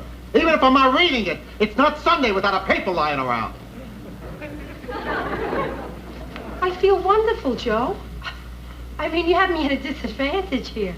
I feel just terrific, and you seem to be mad. I don't have a Sunday paper, but I have some hot news here. You feel terrific, huh? It's fading. Okay. I want to know why you're upset. I don't know why I'm upset, Rhoda. Those crazy rules you made up for us to fight by. Mm-hmm. I never felt so, Frustrated. No, not frustrated. So, not having an outlet for what I feel. Well, you know something, Joe? Those rules, they're not mine. No, the book stated very clearly there are no rules. In fact, that was rule number 4, there are no rules. I failed to get across in that argument is that you were absolutely wrong. Joe, if I may point out, it's not terribly mature to be hung up on who's right and who's wrong. But if you're interested in the substance of last night's argument, Brenda agrees that she has to become more independent, which means you're wrong, I'm right, I win. Still no paper. Carlton? Hello, this is Carlton. Your door. Carlton, this is Joe Gerard. Have you seen our Sunday paper? Are you accusing me of stealing? No, I'm not accusing you of anything, Carlton. Well, you should, because I stole your newspaper. What did you do that for? I was cold. Forget it, Carlton. I'll go down and buy another one. Thank you. Joe? What? Nothing. I'll miss you. Hi, Joe. Oh, hi, friend. Hi. Is everything okay? I'll give you a hint. I'm deciding what to have for breakfast. The choice is between Fudge Ripple and Rocky Road. Come on, Ro. Eating isn't going to solve anything. Look at me. That's how far I've come in just one day. I'm giving you advice. And about eating. Ro, I've got a pretty big announcement to make, but I'm not sure if this is the right time to tell you. Is it good news? Yeah? This is the right time. Yeah, well, so far this has been the most incredible day of my life. Yeah? It started off with me doing something I've never done before. I woke up at 5:30 this morning, and I just started walking all over the city, and I wasn't afraid. That's wonderful. Brenda, it's wonderful. Don't do it again. I mean, it's wonderful. It's not smart. Well, I just kept on thinking about what you said, Ro. I kept on thinking I was going to make a big decision. Maybe change it all right then and there. Boy, that's wonderful. Oh, it was wonderful. For about 30 seconds. And then some guy came up to me, introduced himself, and invited me to be his guest at an adult bookstore. Usually, something like that would send me running straight for home. But not this morning. Right. Terrific. Brenda, it's wonderful. It's absolutely wonderful. Just wonderful. Yeah. Well, anyway, I finally found in Times Square somebody to talk to, a Marine recruiter, who told me that he traveled over 2 million miles and with a crew cut. Wow. Ro, I began to wonder, what's keeping me in New York? Ro, I'm going to move to San Francisco. How come you stopped saying wonderful? Did I? Yeah. Wonderful. Wonderful. I just was a surprise. I'm going to do it. Terrific. Yeah, well, you helped, Ro. I mean, you really started me thinking. Oh, yeah, I can't forget that. Well, I guess I better go talk to Carlton and see how soon he can rent out my apartment. Yeah, terrific. Yeah. Wonderful. Yeah. Wonderful. You are making me proud, Brenda. Yeah. Keep it up. Right.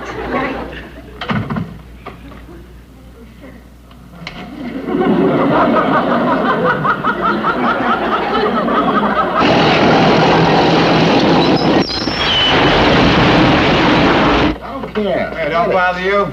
Well, you believe one thing. It's the last time I'm working a wrecking job with you, and you're having a fight with Rhoda. Hey, will you stop exaggerating? It wasn't that bad. It wasn't that bad. It's the worst day I've ever had in the wrecking business. This is worse than the time we tore down that fertilizer factory. Hey, just lay off, will you? If you don't like me this way, why don't you take off? What are you hanging around for? I'd love to go, but I'm waiting for a call from my wife. Hey, Joe, why don't you do what I do when I have a fight with my wife? What do you do? I lose. Hey, look, it's not the fight. It's what Rhoda did here. She gets an idea in her head, and the next thing I know, Brenda's moving to San Francisco.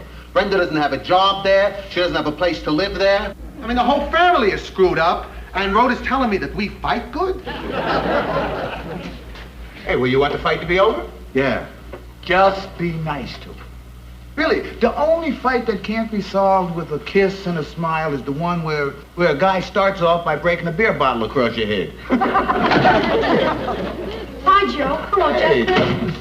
Hey, how'd you get like that? You guys been swimming in the Hudson River today?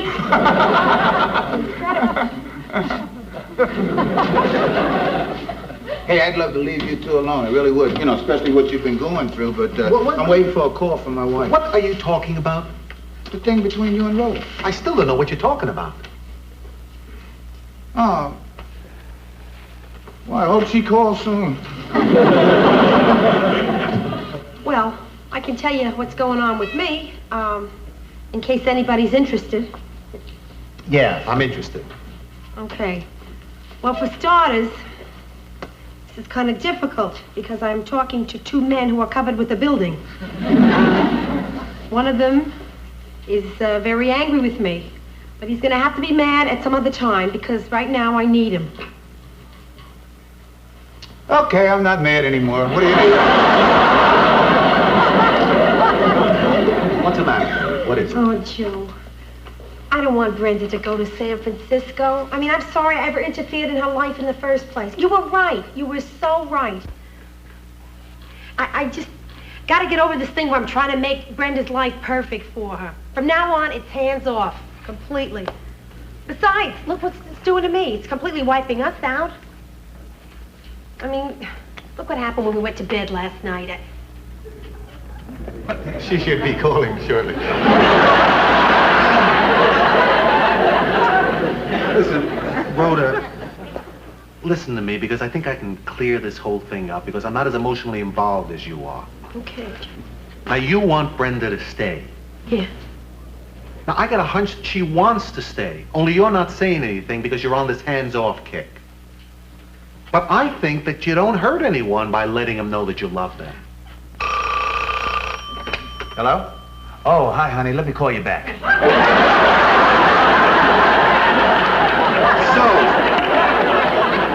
So instead of standing on the sidelines like you've been doing, if you could just talk to her like you used to talk to her.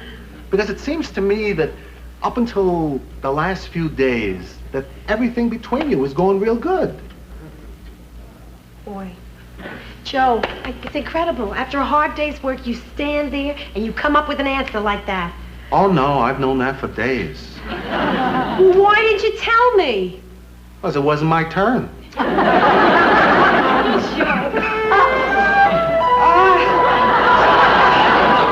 worth it. Brenda, you in there?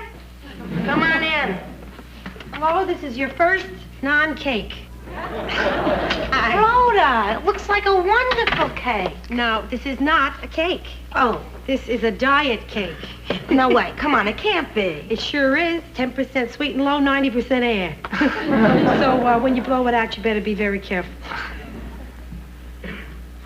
Yay! What'd you wish for? I wish it was the real thing.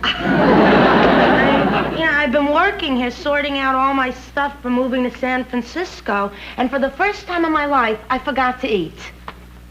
Oh, no, I didn't. Will you look at that? I really am changing. I've always wanted to be the kind of person who could leave food on my plate. So elegant. Brenda, listen, I owe you an apology. No, you don't.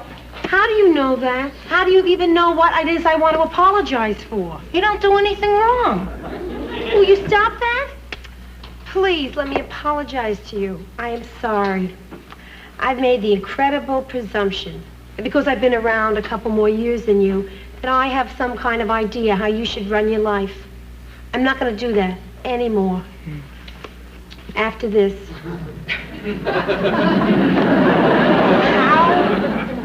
Let me phrase this right. Tell me how you feel about going to San Francisco. I don't want to go. Why don't you want to go? I don't know. I don't know anything anymore. I don't even know why I bought this shirt. I don't think I like owls. I've been easing up a little bit on my decision to go. No kidding. Yeah. I mean, people have been reacting in a very funny way since I've been saying I'm going. Like, there was talk about a farewell party at my bank, and from my teller's cage, I heard the sound of people chipping in for a gift. Yeah, and all my girlfriends are nauseous with grief. And, you know, Chet Devereaux, the hot comb number? We took a long walk together, and Rhoda, he must really care, because it was a windy day, and he was not wearing a hat. So I don't know. I may not be growing here, but I'm happy. Good thinking, Morgenstern. And listen, by the way, for the record, I have been easing up on a lot of the stuff I told you before. Well, Rhoda, if you're easing... Wait a minute. The fact that I'm easing has nothing to do with your decision. Brenda, you've got to learn to disagree with me, or I'll have to watch every word I say to you. So, will you please not agree with me? Yeah. I mean, starting right now. Okay, you got it. Okay. Brenda, I think you should go to San Francisco. Too bad, I'm not going.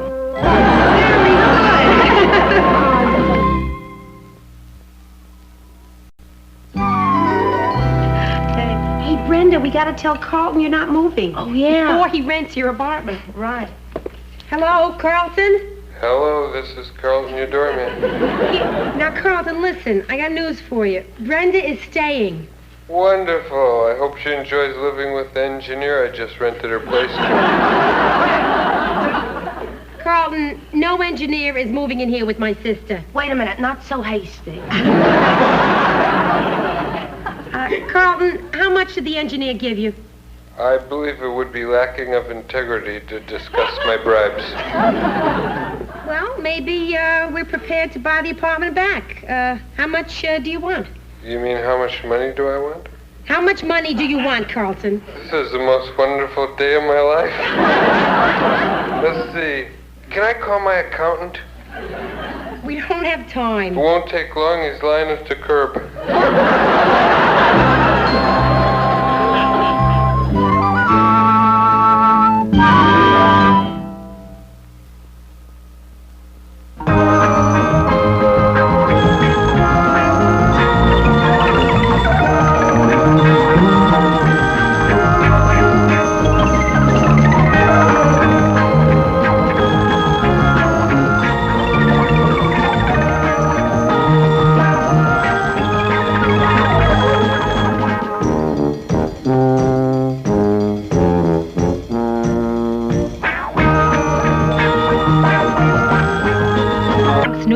In December 1941.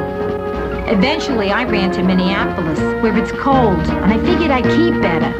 Now I'm back in Manhattan. New York, this is your last chance.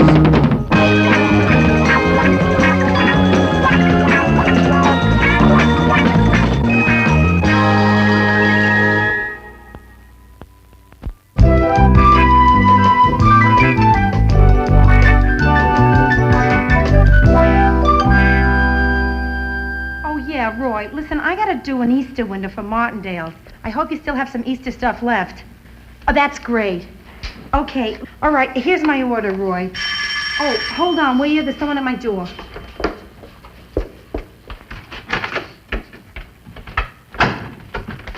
Ma, here. I was in the neighborhood. One second, I'm on the telephone. Roy, yeah, listen, what I need is, the biggest rabbit you've got.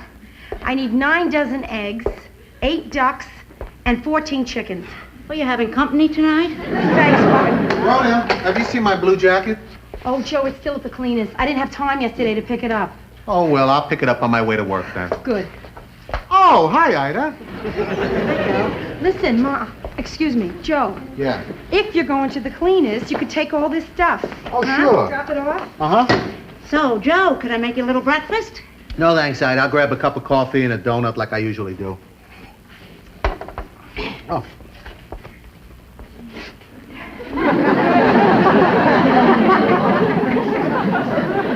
Thanks, Ida. So, Rhoda, what do you want to do about dinner, huh? Well, I don't know what time I'm going to be through. If I get home early enough, I'll throw something together. Why don't I call you at your office and let you know? That's fine. All right. Okay. Bye, Mom. Okay. You got it? Okay. Ooh, I forgot to make lunch. What? I'll grab it on the way. Oh, all right. Here. There you go. Right. Bye. Take care. Oh, that Joe is such a doll. Yeah. It's too bad you're going to lose him. What? Rhoda, are you blind? Don't you see what's happening? I mean, the man doesn't take out the laundry, the woman does. Gee, I must have missed that in the wife's handbook. You let him race out of here without any breakfast, then you say maybe you'll be able to throw something together for dinner, and he says he's going to grab something for lunch. I'll tell you what he's going to grab, Rhoda. Another woman. A chick, Rhoda. A chick that'll cook, clean, and take out the laundry. Ma, are you threatening to take Joe away from me? I have been a married woman for 35 years. Yeah. How long have you been doing it? 6 months. Oh, 6 months, and look at the dirt in this place. What's it going to look like after 35 years? Oh, Ma, come on. It's not dirty. It's not dirt. It's just a little cluttered is all. Besides, I've had a terrible schedule. I've been really busy. And what are you doing here at 9 o'clock in the morning anyway? Well, I thought the two of us could spend the day together, you know, shopping, have a little lunch. Oh, that sounds nice. It really sounds lovely. But I can't. I gotta go to work. Sorry. Listen, why don't you call up Aunt Rose? Go shopping with her. Oh, no, your Aunt Rose is visiting your cousin Joyce in Chicago. Oh. She had another baby. Number 6. Oh, she stopped naming them, huh? Listen, Ma, why don't you just go shopping by yourself? Oh, no, I do that all the time. Well, why don't you go to the Museum of Modern Art? No, their floors are too slippery. Ma, you need something to do today? Okay, I'm going to tell you the same thing you used to tell me when I was complaining about nothing to do. Go ride your bike. Hey, babe, I'm sorry, but I just remembered I can't take this stuff to the cleaners. My job's in the opposite direction. Oh, well, listen, I'm late for the appointment now. I can't take it. We'll leave it. Worry about it later. All right, bye, Joe. What are you doing? I can take your laundry. Ma, I don't have anything I don't want to you do. taking my laundry. Darling, it isn't any trouble for Please me to put do it this. down. Drop it.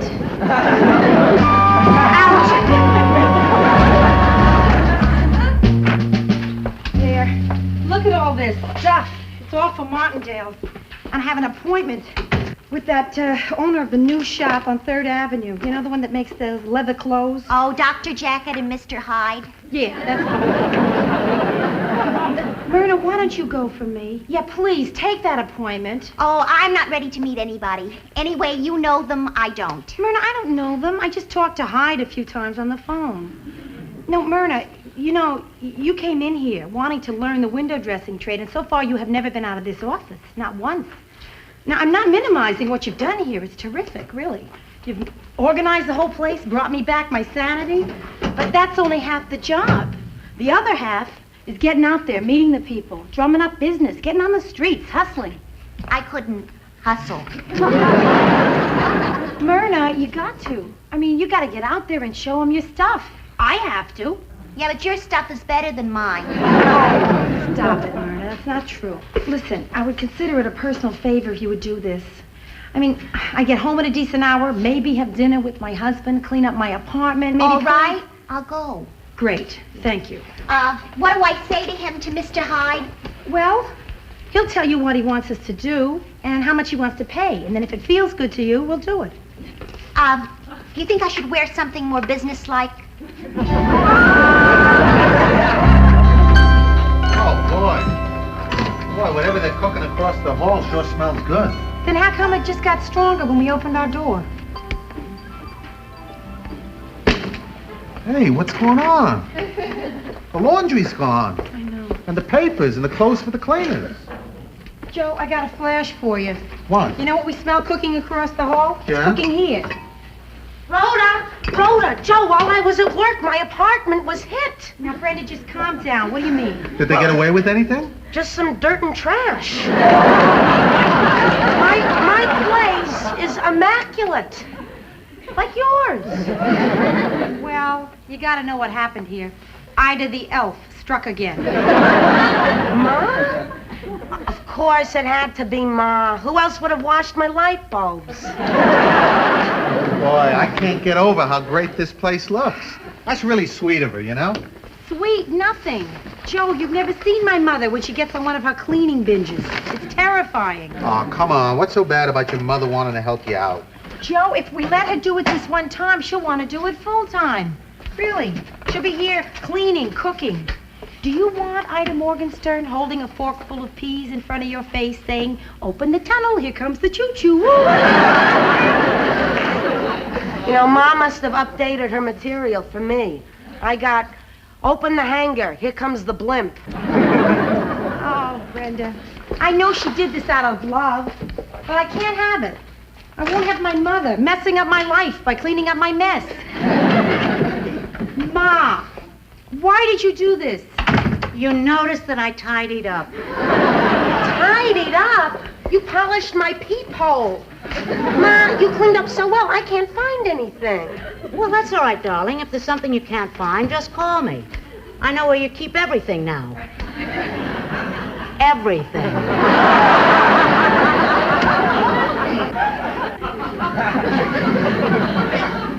Rhoda, I thought it would be a nice touch if Joe thought that you stopped and bought his favorite flower. Oh, I don't have a favorite flower, Ida. You do now, Joe. Ma, I don't want you to do this. Do you hear what I'm saying to you? I do not want you to do this ever again. I don't know what's the matter with you two girls. I really don't. I mean, all I did was drop by and give your apartments a quick going over. I cleaned your shaver. Oh, miss, don't be getting tidy with my husband. Ma, we're not children. We can take care of ourselves. No, this from a child who didn't make her bed this morning. Ma, I was late for work, and besides, no one was going to see it. God willing. So, Joe, what do you think of my modern young women, huh? You try to do something nice for them, they don't appreciate it. You try to save a marriage, they get mad. Ma, my marriage isn't in danger. Really, the marriage vow was not till dirt do us part. Joe, please tell her. Well, she's right, Ida. Oh, come on, Joe. You can level with me. You know Rhoda's working so hard that she doesn't get to do all the things that a good wife should do, and it's eating you up inside. No, Ida, really it isn't. I'm really glad about Rhoda's career. You see, it's something very special. It's what makes her more interesting. If she was just content to, I don't know, stay home and do housework, wouldn't be Rhoda. I don't think I would have married her. I see. So in other words, what you're saying is, I'm dull. No, you didn't say that. Did you say no? Just a second now. This is something I'd like to get straightened out. I am not the kind of woman you would pick to marry, right? Oh, well, I mean... Ma, you can't make Joe answer a question like that. All right. Just go back up to the Bronx and do what I do best. Bore your father. Please. Ma, here, let me help you I don't with need this. any help. Well, no, Leave me Ma, alone. listen, it's knotted. I'll get a pair of scissors. I don't want you to help me get any knots. Ma, you're fumbling. Come on, Ma. Would you stop? I don't need Now, stop it, you two. If you'll hold still, I'll just cut. I don't need you to get me out of this. Now, where is she going to find a knotsmith open this time of night?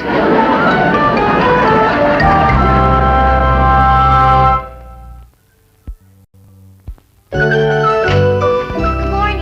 Myrna, where have you been? I mean, you've never been this late before. Do you you know your mother's called this morning 4 times already? She's very worried. She said she tried you all last night at home. You didn't answer the phone. Where were you? Let me put it this way. We got the job. Myrna, did you... No, you didn't. You Dr. couldn't- Jacket and Mr. Hyde is ours. No, Myrna, the day is past, thank God, where a woman has to do this kind of thing to get work. I mean, listen to me now, this is important. I never want you to do this again, okay? Okay. Okay. But what if he's nice? Dr. Jacket is nice? Mr. Hyde. His real name is Ozzy. Ozzy Drexler. And he's not at all what you think, Rhoda. He has a very tasteful pad. Oh. Well, listen, maybe I jumped to conclusions here. I mean, but gosh, anybody that calls himself Mr. Hyde, I mean, I pictured an all suede apartment, you know? Oh, it is, Rhoda. You should see it. It's a penthouse with wall-to-wall leather. Sounds terrific. Like living in a purse with a view.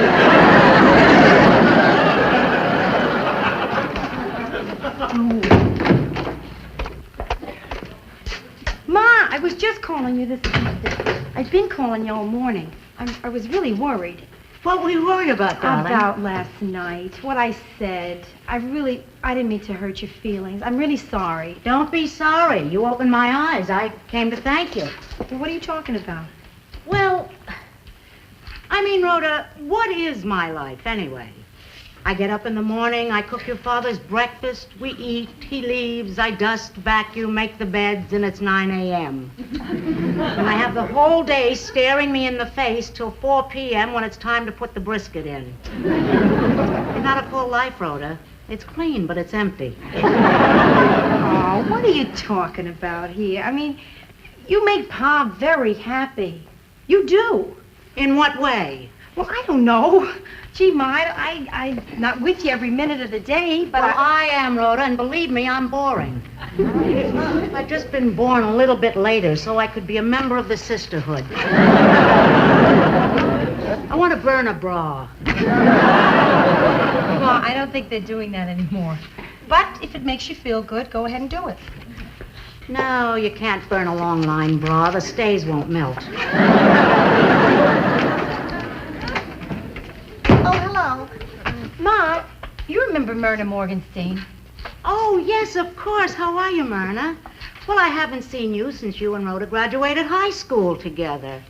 I remember you gave the valedictory speech up on the stage, and Rhoda and a friend were cutting up in the back row. Your mother and I sat together. She was so proud. I was so humiliated. Rosie Gallagher started it. So, Myrna, how's your mother? Oh, she's fine, happy. Oh, good. Well, I'll have to call her one day. We'll go shopping. Oh, you better make it on the weekends or at nights she works. Oh. Well, I'll call her during my lunch hour.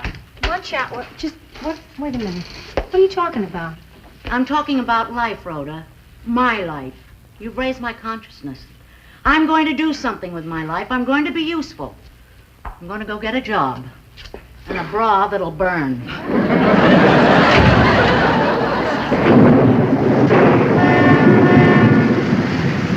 Ro, do you know if Ma's found a job yet? No, I don't know. She has. No? Yeah, I've been trying to find her something at the bank, but the only opening is for a guard. I can see her now. Gray uniform, pearls, and a gun.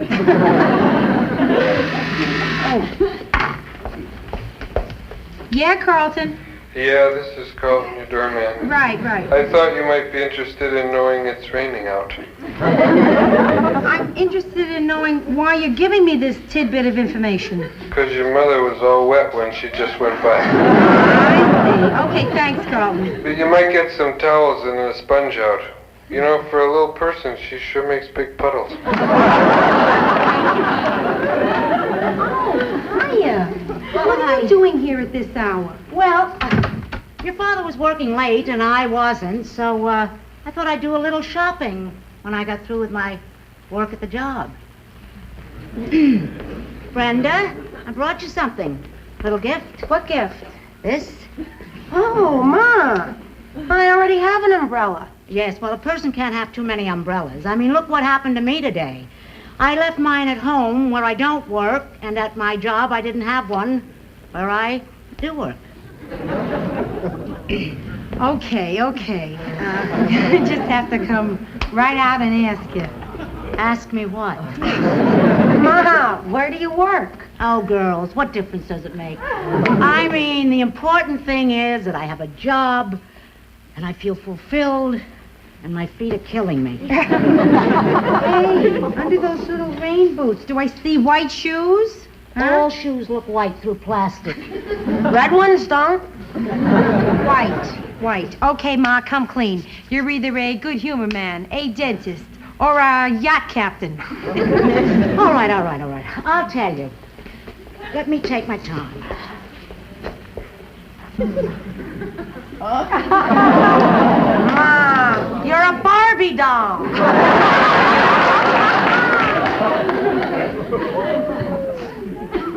I have been spending my time at Sinai these days. Sinai, the mountain of the hospital. I am a candy striper, and I love it. I get to help the nurses, read to the patients, help serve the food. I hand out books, magazines. Oh, listen, if you have any old books or magazines, we can use them. Dee Dee. That's your badge, huh? Oh, I know. Your stage name. Dee Dee is the girl I replaced. I needed something to keep my handkerchief in place. Ma, I'm sorry that I'm laughing, but every time I look at you, I mean, candy stripers are usually 16 or 17-year-old kids. That's true. Of all the girls in your group, you're probably the only one who doesn't have a date to the prom. Are you through with your little jokes? Oh, Ma, come on. Listen, Ma, this is really cute. It is. It's very sweet what you're doing. Yeah, it's adorable, Ma. It is not cute, and it is not adorable. It's my job, my career. I'm sorry I can't be a nuclear physicist for you two. Come on, Ma, listen. Nothing I do satisfies you, does it? Well, it's just too bad because this is my career. Ma, please. Brenda, you going out tonight? No. Can I borrow your umbrella? Oh, Ma, we're sorry, Ma. Oh, Ro. I think we just hurt Dee Dee's feelings.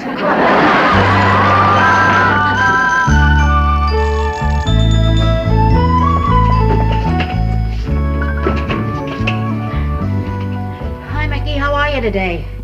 I told you, I don't want any beets. Did you taste them? I don't have to taste them. I hate beets. How do you know you hate them if you didn't taste them? Come on. I don't want to. Yes, you're going to try a few. Come on. All right, I'll taste some first. Nums. That's good.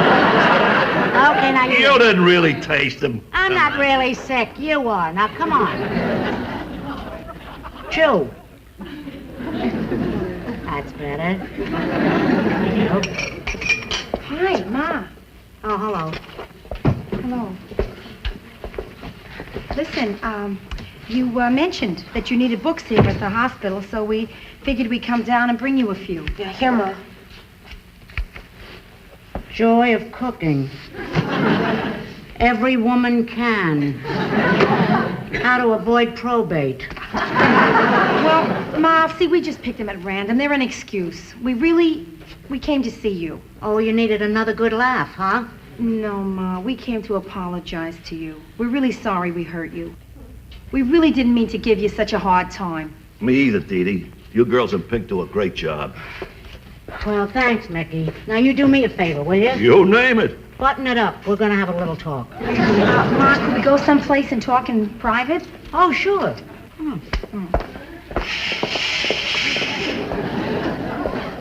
Look, Ma, we think it's really sweet of you to be doing something like this. Well, don't make me sound so noble. I'm going to tell you both something I've never told anybody in my life, including your father.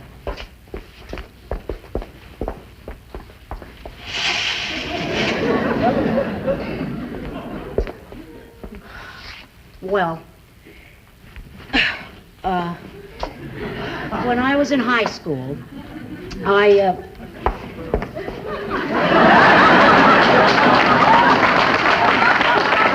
when I was a senior in high school, The war was really raging in Europe then. So I took a job in a defense plant so I could serve my country and hopefully meet a couple of cute guys, you know. But things happen during wartime, and, well, I don't know, people do things that they don't ordinarily do under normal circumstances. Things that they have to live with all through their lives. Oh, if your father ever finds out about this, it'll kill him. Ma, what is it? Just whatever it is, you tell us. Yes. The ugly truth of it is, I never finished high school. Oh, Ma, is that what this is all about? Oh, wow. But wait a minute, what about all those stories about you dancing with Johnny Del Vecchio to the Hut Set song? You think I like this life, living this lie? Oh, Ma, it's nothing to be ashamed of. Pop loves you, we love you. A high school diploma doesn't make any difference. Well, now at least you know why I'm here. I needed a job to be complete, and without a high school diploma, I was lucky to get this, you know. But, Ma, you worked before you were married. Yeah, but there aren't too many openings for what I used to do. What'd you do? I was a bomb site inspector. Ma, you know, you don't have to do this just because some women feel they have to have a career. Yeah, Brenda's right. See, Ma, for me, I don't know, it wouldn't be right for me not to have a career. But if it's right for you not to, that's terrific. And you, too, would still think that I was complete? Oh, are you kidding? You are the most complete woman I know. Any more complete, and you'd be two people. Really? Really? Oh, absolutely. Come on now. And listen, if you don't like this job... Oh, thanks, Ma. What'd I do without you? If you don't like this job, you can quit anytime you want. Quit? Sure. Quit a vital job like this? I'm doing things here I never even got to do as a mother or a housewife. Well, Mickey, did you clean off your plate? Oh, I left a few carrots. Uh-huh. Well, open the pad. Here comes the rocket. Mickey, do yourself a favor, read the carrots. Or there'll be no TV. Right, Ma? Oh, yeah, right.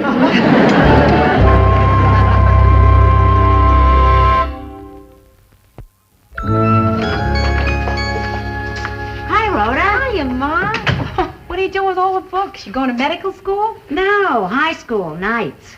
I mean, I can't be a candy striper forever. Anyway, I've got ambitions, and I only need 3 classes to get my diploma. Latin, American history, and gym. Terrific. Hello, everybody. Hi. Hi, Myrna. Wow, Myrna, that's very, leathery. Ozzy gave it to me. Gee, I like that a lot. You think you could get me one? Are you kidding? I could get you a dozen.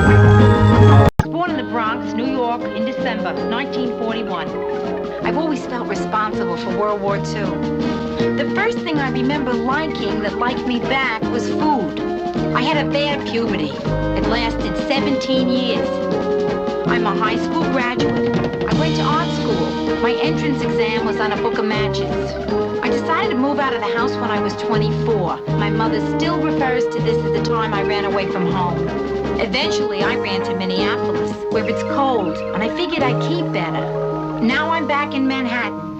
New York, this is your last chance.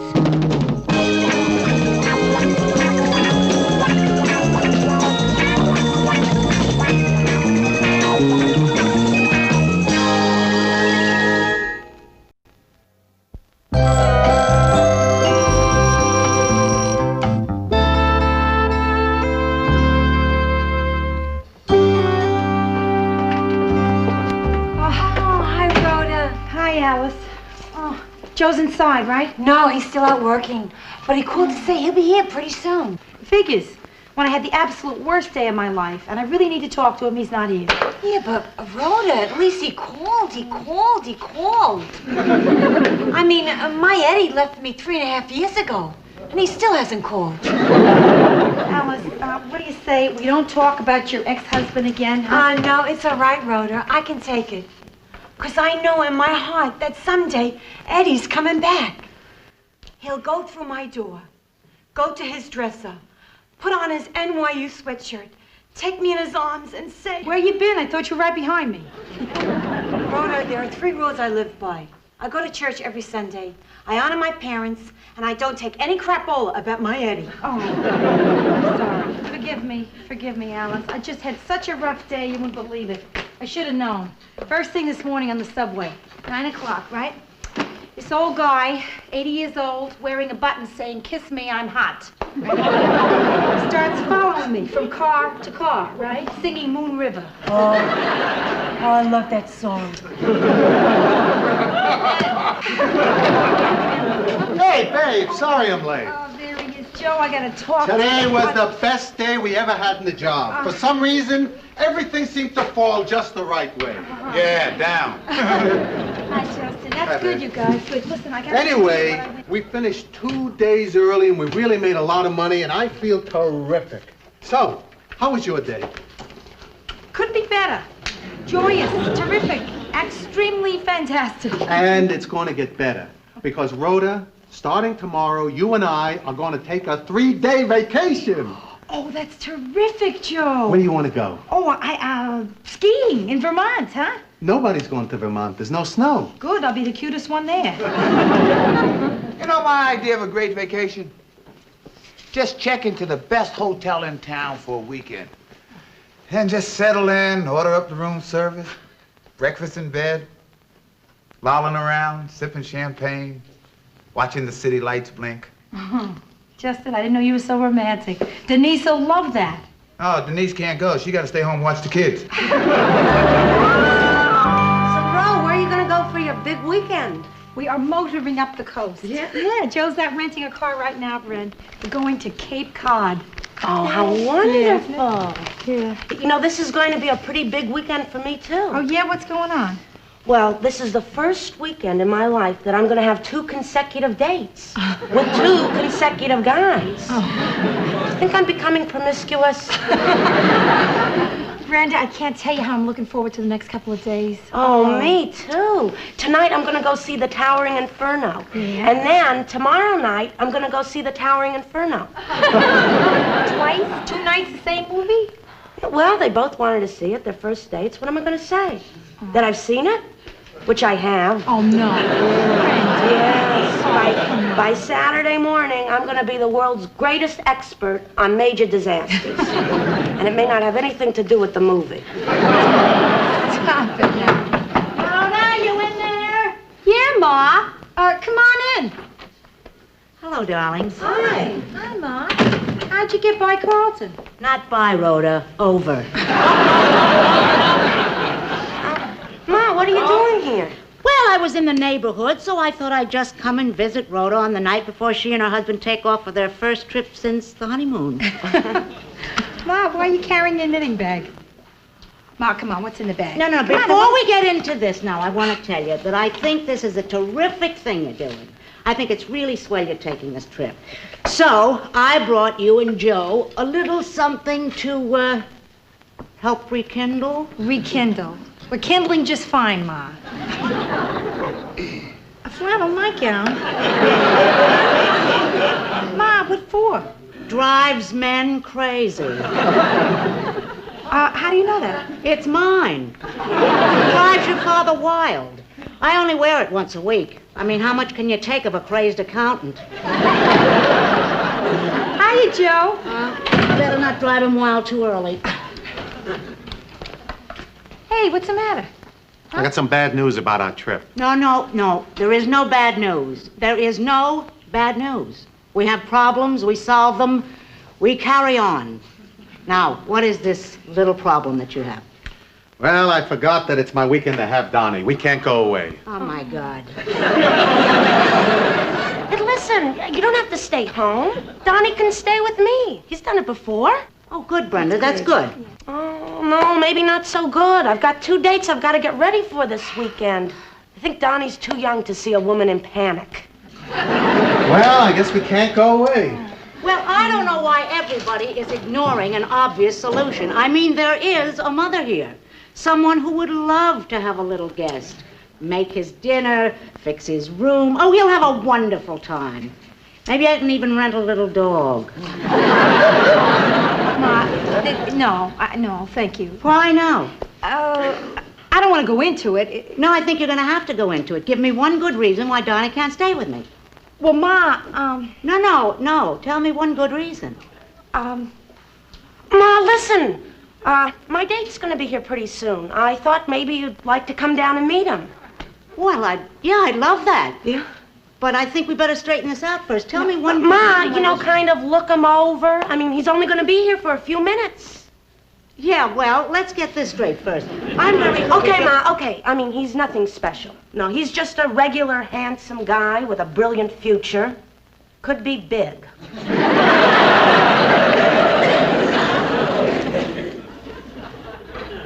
I'll tell you what, when you two get this figured out in your minds, give me a buzz. I'll be down at home.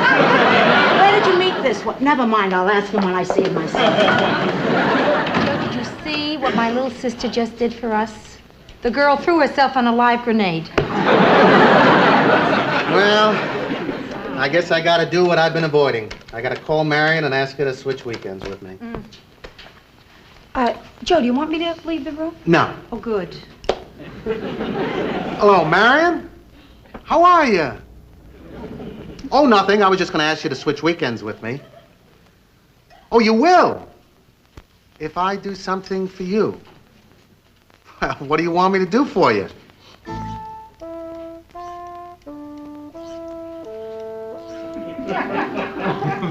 Rhoda, do you take shorthand?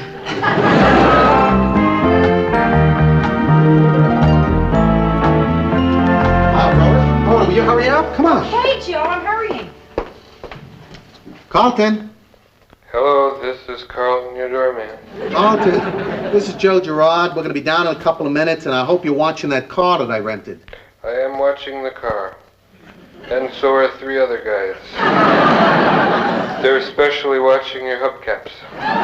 Carlton, will you go out and get him away from there? Sorry, the street is out of my jurisdiction. Carlton, come on. Hold it, you're in luck.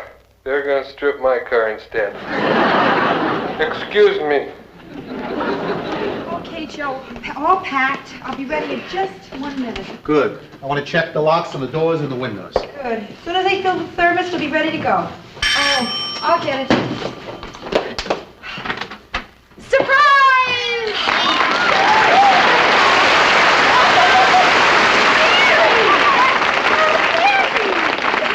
What are you here for? The weekend.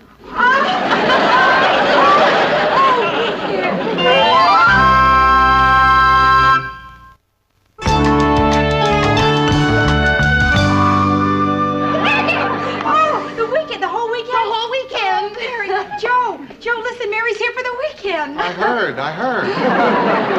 Come in. Oh, why? How? What are you doing in New York? Well, Why didn't you call? Well, I'll tell you, I got in town a couple of days ago for this broadcasting convention, see, and I wasn't really sure I was going to have the time to see you.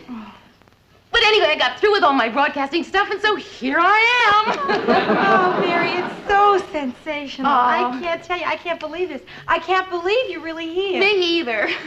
Me either. I mean, I have never done anything like this before, you know, but I thought, wouldn't it be fun just to pop in on Rhoda and Joe just to see the looks on their faces? And look at the looks on your faces. I mean, Rhoda, look at the look on your face. Joe, look at you. It's good to see you, Mary. Oh, and would you look at this apartment, Rhoda? It's fantastic. Oh, yeah. It's a far cry from the pink and purple passion pit in Minneapolis, right? Yes. Oh, but Rhoda, it's still you. Unfortunately. Oh. So, Mary, the whole weekend, huh? Yeah? Uh-huh. Boy, you guys are really gonna be sick of me, huh?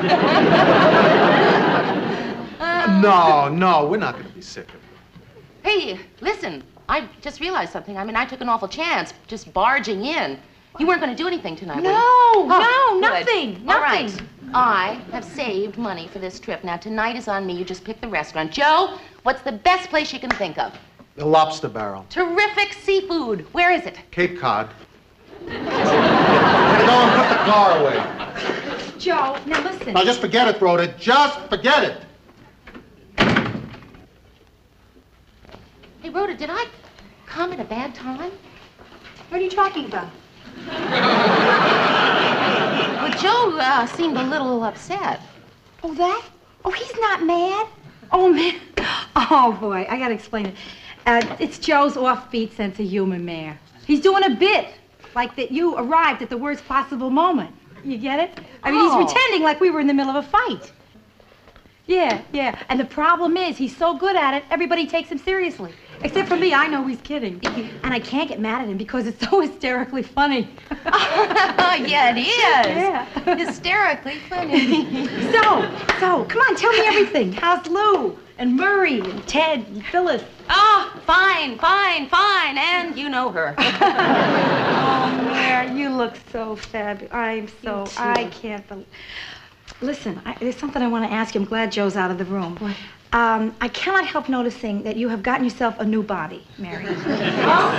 Since my wedding, you have gone from thin to voluptuous. Yeah. What did you do? Well, I gained 12 pounds. How did you manage to gain it in only erogenous zones? Oh, well, it's true. It's true. Ro, are you still here? Oh, Brenda? Yeah. Come on in. Good. I just wanted to say good. Brenda, look who's here. Mary's come for the weekend. We're thrilled about it. Just say hello. Hello, Mary. Brenda. Hi. Gee, you look great. You lost some weight, didn't you? Oh, yeah, 12 pounds. No kidding. I gained 12. Oh, boy, funny how much better they look on you than they did on me. So, Mary, what are you doing in town? Well, I got in town for a convention, but now I'm free for the whole weekend. Oh, how terrific for Rhoda and Joe. You gonna be staying here with them? Oh, no, I'm at a hotel. Well, that's stupid, Mia. Come and stay with us. No, I don't want to be in your way. Then be in my way. Sure, it'll be fun. Look what 4 years of being around you did for Rhoda. Oh, okay. Well, all right, my dear, if you put it like that. Okay, I'll go to the hotel and get my stuff. Mary, do you see this? I'm living upstairs for you again, kid. Yeah. I just got a $25 parking ticket. That's all.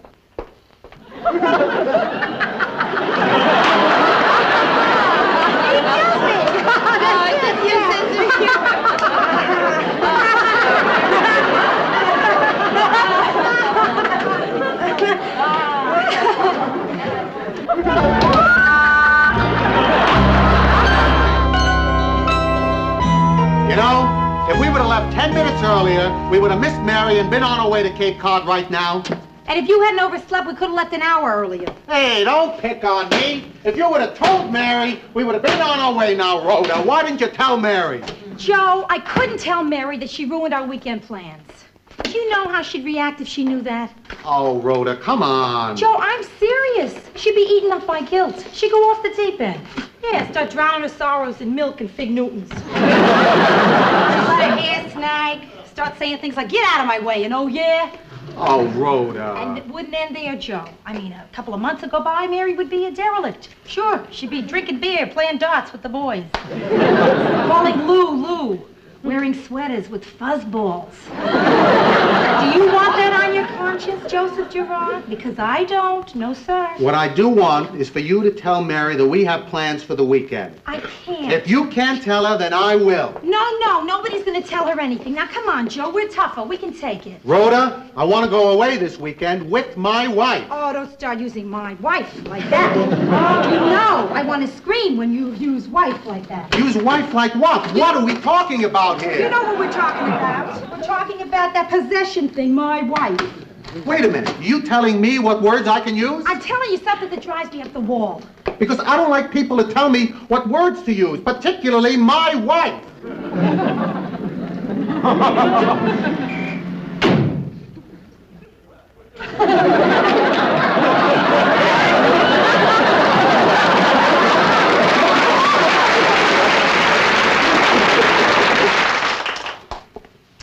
Hey, you look terrific. What time did you say your date was picking you up? 7:30. Well, aren't you a little early? Did you know that it's only 6:30? Oh, I did it again. I peaked too early. Yes, Carlton? Yes, this is Carlton, your doorman.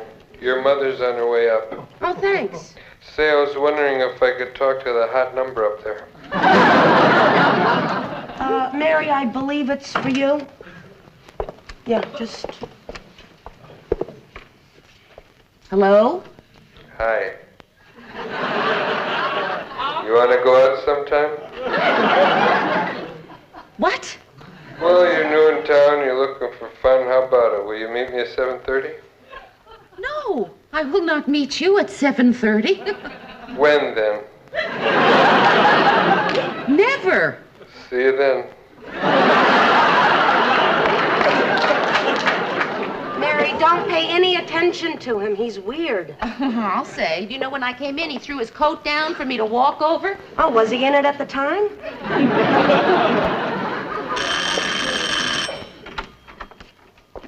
Mary. Mrs. Morgenstern. It is wonderful to see Good you. to see you. And I don't want you to feel bad about not communicating or writing to me since the wedding. Oh, Mrs. Morgenstern, I know. It's just that I got, really busy and I just, haven't... I just feel terrible. Oh, that's nice. Brenda, I'd like to speak to Mary alone. Ma, did it ever occur to you that you just walked into my house and ordered me out without even a please excuse me? Brenda, what are you doing? Showing off in front of Mary? Ma, I'm right. Aren't I right? She does have a point, Mrs. Morgenstern. You've put on a few pounds, haven't you? Brenda, I'm terribly sorry if we've inconvenienced you by being here. Perhaps we could go into the elevator and stop between floors and talk. Congratulations, Ma. You just made me feel like an intruder in my own house. Oh, don't be silly, Brenda. This is your home, and I'm just a guest. Yeah.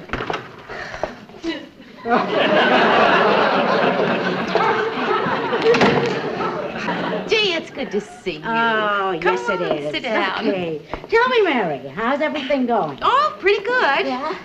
I'm a producer now. Of course, I'm doing pretty much the same stuff I did when I was just the associate producer, but still, I really love it, I do. I love the sound of it. Mary Richards, producer. You're wrecking Rhoda's marriage.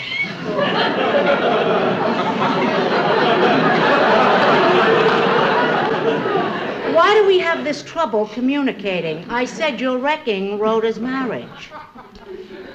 How am I doing this? Well, I can't tell you because everybody has made me promise I wouldn't say anything to you. But I am wrecking Rhoda's marriage. Mm-hmm. In a way that you can't tell me about. You got it, Mary, so cut it out. Cut what out? I am not supposed to tell you. Well, then I can't help you, can I? Well, then we're at a standstill because I never break my word, and I promised them that I wouldn't say anything to you.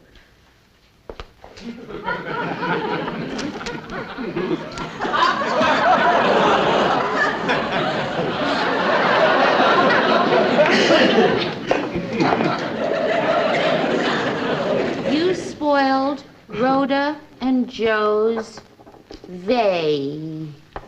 That's not a bake. I spoiled Rhoda and Joe's vey.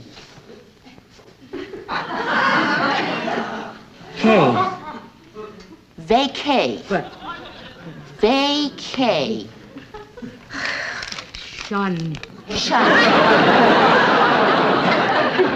Vacation. Vacation. I spoiled Rhoda and Joe's vacation! I did. It's almost impossible to keep a secret these days. Oh, Brenda, how could you leave Mary down there alone with Ma? You know she's going to tell her. Rhoda, what could I do? Ma forced me out of my own apartment. I only hope her talk doesn't take too long, because my date's due soon. Well, so he'll wait for you, kid. I don't know. He's a blind date. He's never seen me. And if I'm not there, he's going to walk in, and he's going to see Mary, and I don't know how to handle them when they get excited.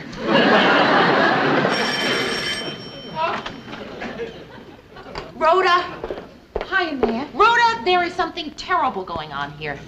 My date must be here. Damn it, Rhoda, I thought you and I were best friends. We are, man. Then why didn't you tell me that you and Joe were going away on a vacation? Vacation?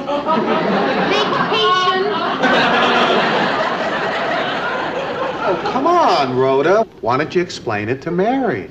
I mean, Rhoda, come on. When you're close to somebody, then you can tell them anything. I don't know what to say to you, kid. You're right. You bet she's right. They're not just right. This is the championship of right we're talking about right here. Yeah. I guess I have to learn that when you're close to somebody, you have to be honest. What am I saying? I know that. The truth is, I didn't tell the truth. I was trying to be kind and considerate and nice, instead of saying what I really wanted to do this weekend. Mary, I'm sorry. I was wrong.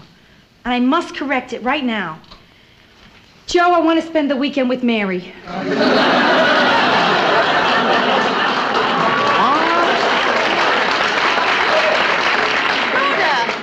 You're supposed to go with Joe. Joe, listen, I know this isn't terrific for you to hear, but I see you all the time, and I never get to see Mary. I'm sorry I didn't tell you before. I was afraid. I mean, but we can have a weekend together anytime, and who knows when I'll see Mary again. Okay, Rhoda, I'm going downstairs. I'm going to catch the first plane back to Minneapolis. No, you're Joe, not. I am No, don't be sorry, Joe. You understand this, don't you understand? Why couldn't you have told me this morning? You would have understood? No, I would have been mad as hell, but I've been over it by now. I'm going out for a while. Joe, are you okay? I don't know what I am. I'll see you in a while.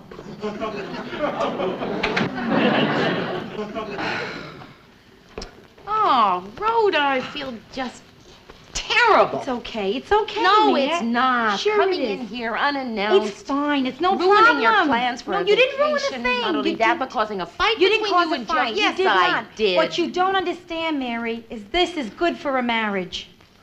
It is? I certainly hope so.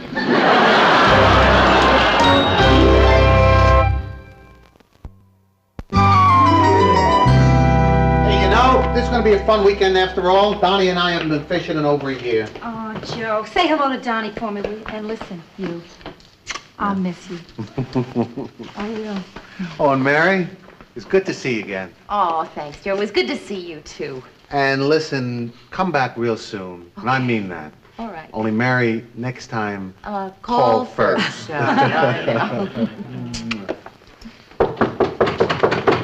is it? This is Carlton at your door. Oh, I asked Carlton, to come up and help you down to the car with your stuff. Oh, thanks, but it's all right. I'll be able to manage by myself. Oh, okay. Never mind, Carlton. He'll do it himself. You know, this is the first time I've ever seen your apartment. Would you like to come in? Is there a tip in it for me? No.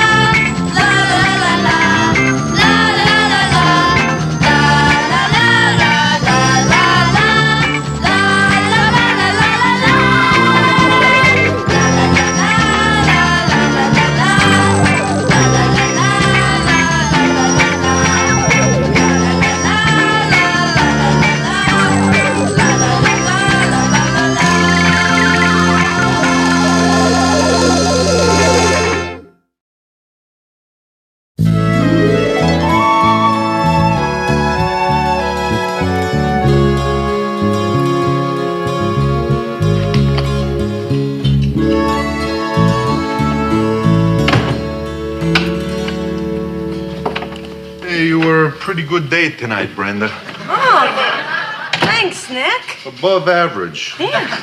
Well, can I get you anything? You hungry? Yeah. Come here, Morgan Stern. Hey. Oh, Lenny. No, Nick. No, Lenny, what are you doing here? Well, I tried calling you, and when there was no answer, I started thinking something terrible happened to you. I guess it did. You were out with someone else.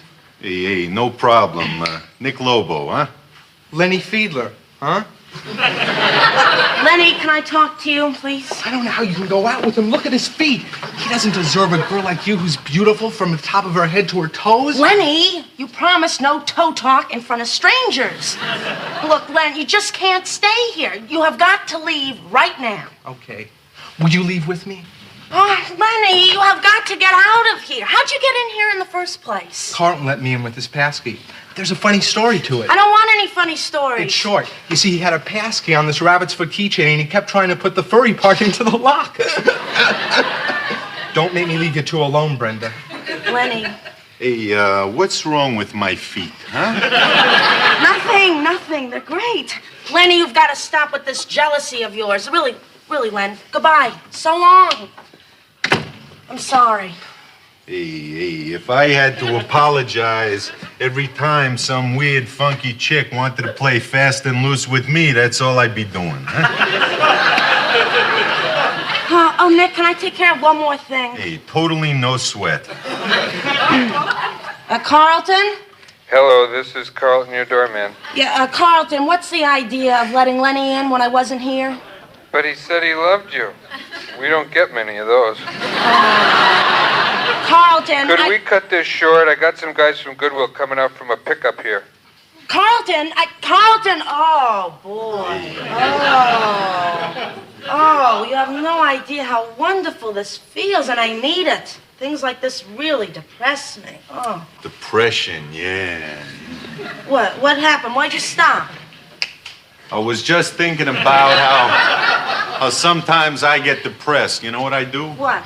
I start thinking about other people's hassles. You know, I go to the window, I look down, and I say, hey, dude in the tenement, you got 12 kids and no job. Hey, old man, you old. Hey, chick in the street, your body has gone bad. Well, then what? Then I feel great. I mean, compared to those losers, I got it made, you know? Yeah. Try it. You're gonna feel terrific. Honestly, really works. Come on. Okay.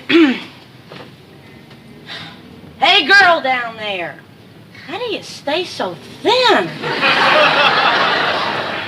Oh, look. There's Rhoda and Joe. Oh, they're holding hands and stuff. Look at them.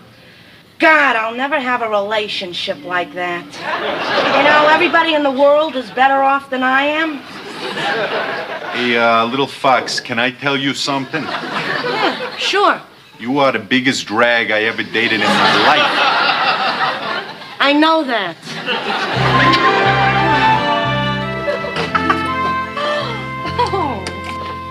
I want you to know I don't usually do this. I mean, invite my dates into my apartment, but I like your looks. Rhoda, you know something about you? I never You know like me, when... huh? You think I'm kooky? Huh? Oh, yeah. I think you're one of the kookiest ladies I ever met. Come here. Oh, I think I should warn you before you try touching my body. It's a well-known fact that the girls in my neighborhood from the Bronx never get physically aroused. Sorry, kiddo. Why don't you just stay out here like a good boy while I slip into something flannel? How about some music, huh? Yeah, music, incense, candles. Let's pull out all the stops, huh? Joe, turn up the music, huh? I can. It's not here. Joe. Hey, Joe. Listen, I was just about to put my earrings into the jewelry drawer. There was no jewelry drawer. We've been hit. There's no stereo. They got our records. They got the television. Oh. I don't understand this. How could someone do something like this? I don't like these people who did this. Rhoda, just take it easy. Just take it easy. Yeah, I will, Joe. I can't. What are we going to do? What are we going to do? What do we do in a spot like this? What do we do? You call the cops. Joe, it's wonderful how you know exactly what to do for every occasion. Rhoda, you have to listen to me now. Now, are you listening? Yeah. Now, I understand how you have to hold on to me, and I want you to hold on to me, but you'll have to grip me a little less tightly because you're forcing my watch into my wrist. I'm sorry, Joe. Did I let go yet? Yes. Good. I just can't help this. I hoped that you would never see this side of me, Joe, but see, when things like this happen, I just freak out. I totally freak out. The idea of someone coming into our home, breaking in, and then digging in our drawers, touching everything that we own. It's peeking in our closets, thinking yuck thoughts. Hello. My name is Joe Gerard, and I want to report a burglary. I don't believe this is happening.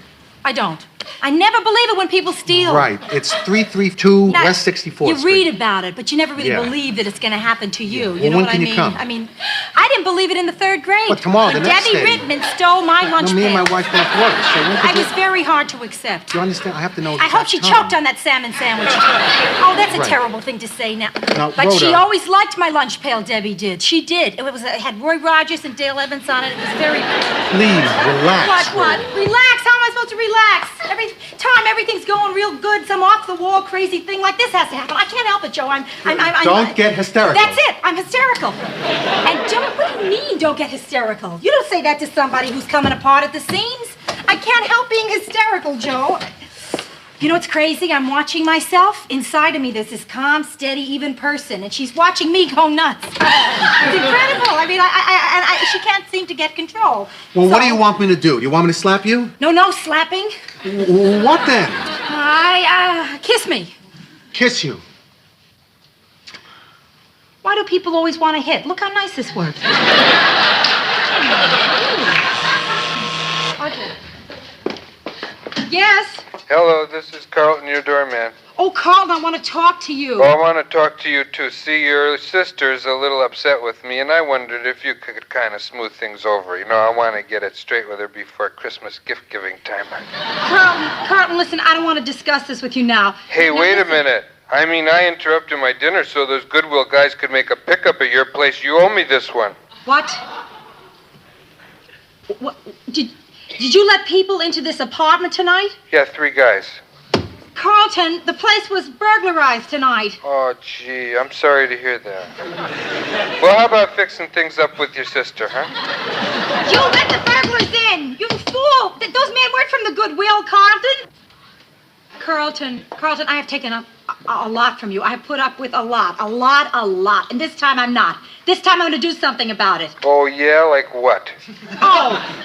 Like I'm going to call the super. Yeah, and the owner, and I tell them both what you did. Oh, yeah? Well, just go ahead. It's your word against mine, and who's going to believe you?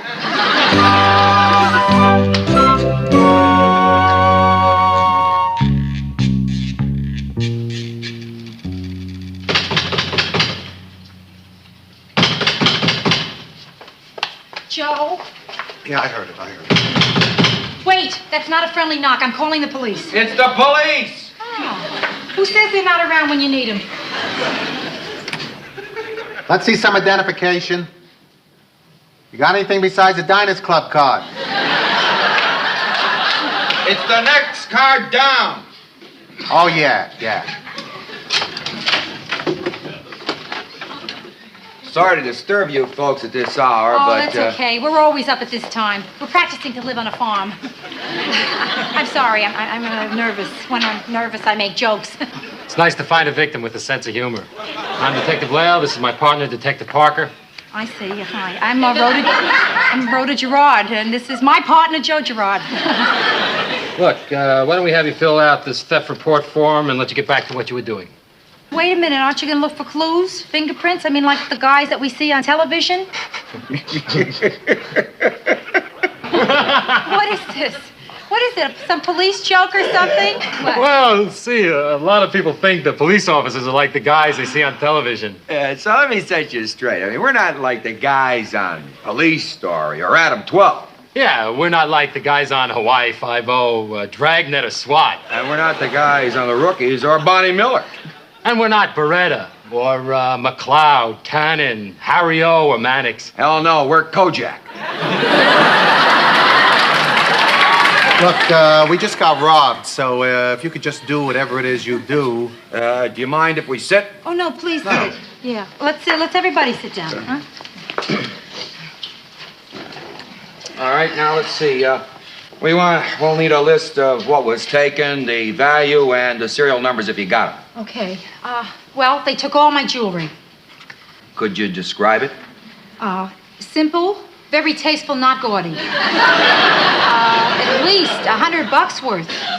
Miscellaneous jewelry. Yeah, they got a lot of stuff. They got stereo, TV, an antique mirror, radio, the blender. Joe, not the blender. Yeah, I'm afraid so, babe. Oh, gee, I never got to use Puree.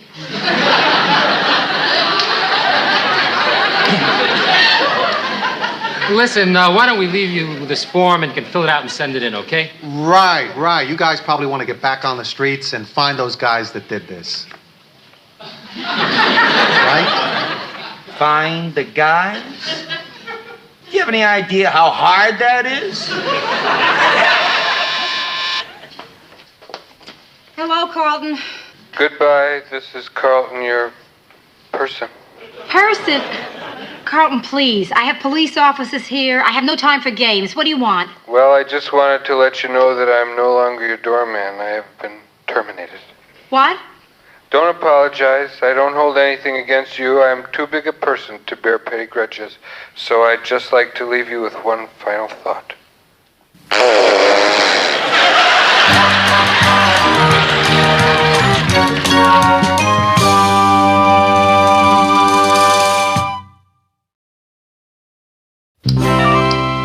Well, you have no reason to feel guilty about Carlton. Brenda, I got the poor guy fired. I mean, other people could start drinking. He can't even do that. Yeah, it's pretty hard to end up in the gutter when you never really left. But there's no reason to feel guilty. Absolutely none. The man let burglars into my apartment. That's right. Hey, what's in this? Oh, you must have mine. Wait a minute. What'd you put in here? It's just black coffee with 1 lump of Milky Way. Well, I had it in the cupboard, and I knew that I would eat it, so... Brenda, listen. Melting in your coffee doesn't make any difference. Fat is not easily fooled. Yes? Miss Morgenstern, I am detaining a gentleman caller in my lobby. A Mr. Nick Lobo. Oh, thank you, Raymond. Do send him up. It's really fun talking to that guy. Yeah. Maybe I better leave, huh? No, why don't you stay and say hi to Nick? Nick's very fast. Tell me about it. Lenny! Hi, Brent. Rhoda. Well, hi, Lenny. I told the guy in the lobby that I was Nick Lobo. I was afraid if I said it was me, you wouldn't let me come up. That was clever, Len. So, Lenny, what's new? I got arrested. It isn't anything you do with feet, is it? No, I got arrested for burglary. I guess the cops asked Carlton for a description of who he let in the building the other night, and he described me. How long were you in jail, dear? A few hours. But they were hours of anguish. The police threw me in the back seat of their car. I pleaded with them not to put me back there, but they wouldn't listen. I was car sick all the way to jail. It was awful. Oh, Len. Lenny! You get hungry for a woman when you're behind those gray walls. Yes? Is your sister there? The one who blew the whistle on Carlton. Yes, Raymond. What is it? I just sent an elderly woman up to your apartment to see you. Well, who is it? It's Carlton's mother. I love my life. I have a wonderful life filled with moments such as these. Brenda, you're looking at a new Lenny. What are you talking about, Len? I mean, I'm sorry Rhoda has trouble, but I couldn't wait for her to leave because I learned a lot of new stuff in the slammer. Yeah? What kind of stuff, Len? I learned how to make a woman passionate. Oh, you did, huh? Yeah. I hate to do this to you, Brenda.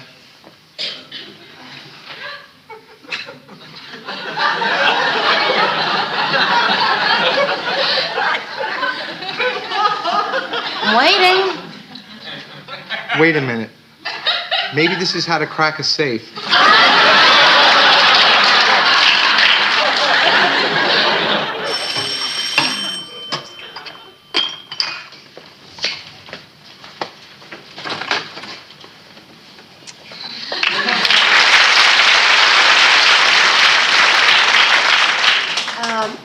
I'm Carlton's mother. Are you Mrs. Gerard? Yes, I am.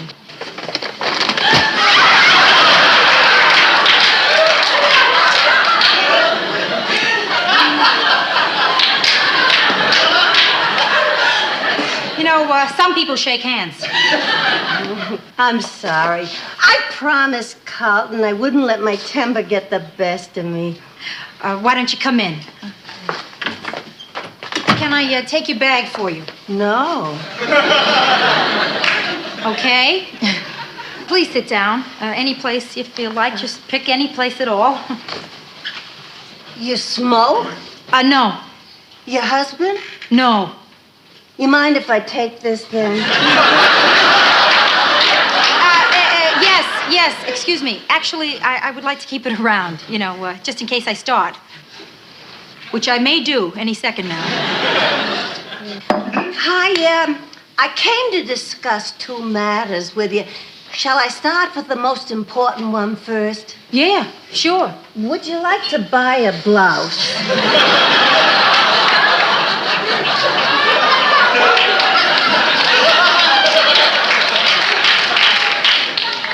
I don't think so. I'm trying to cut down on my clothing budget. Well, this is almost new. I just found it yesterday. Well, listen, I don't know about you, but I'm a busy woman, and today is trash day. Can we get right down to business? Sure, yeah, but before we do, can I get you anything? I've just made some tea. Do you have any spare meat?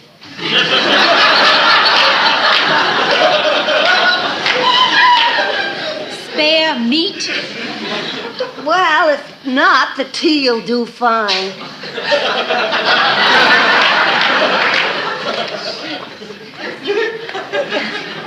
You see, in my business, we have a saying, don't throw things away. Oh, yeah, that's a very good saying, very wise. Yeah, you threw my son away.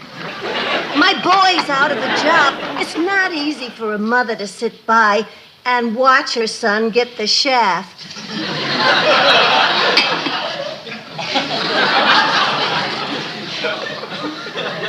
Sugar?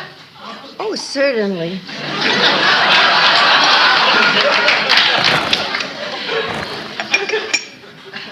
Oh, you want to look at my bag? May I? Thanks.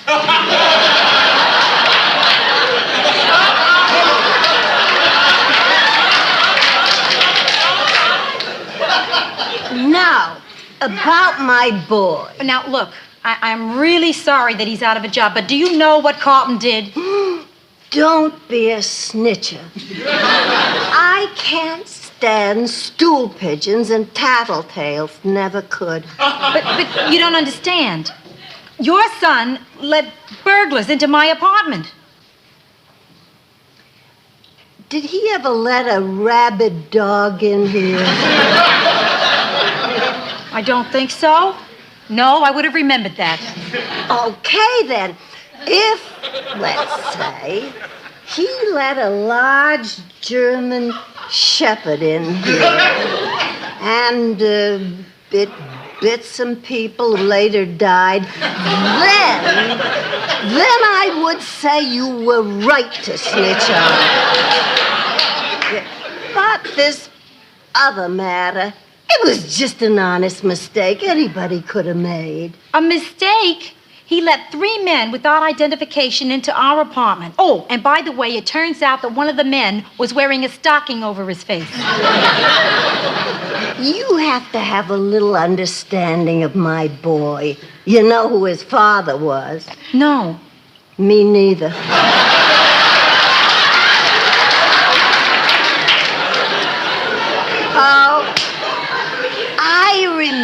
remember the day Carlton decided to be a doorman? Carly was just a little tyke, and we were walking uptown when we passed this fancy apartment house, and Carly took one look at the doorman, and he says to me, Mommy, he says, that's what I'm going to be. I'm going to be a cowboy. Well, I had to explain to him it was a doorman, not a cowboy. And the rest is history. It's a shame. You might have made a great cowboy. Mrs. Gerard, can I level with you? Level with me? What have you been doing? Beating around the bush. You hit me with your shopping bag. On the leg. Anyway, I want you to get Carlton his job back. Well, you know, I can't do that, even if I wanted to. Oh, sure you can. I checked with the union. You withdraw your complaint, they'll get Carlton his job back. What do you say? Gee, I'd really like to try to get you to understand my position here. See, I don't like to get anybody fired. And it's not that your son is not a colorful guy. But, you see, he did something seriously wrong that I had to complain about. And now that I have complained, I can't just withdraw it. You see, I've been working on myself lately a lot about things like this. Trying not to be so influenced by other people, you know? Trying to have confidence in what I think. I understand. Oh, thanks for seeing my side. Yeah, I really appreciate it, really. Call up and get Carlton his job back. Okay.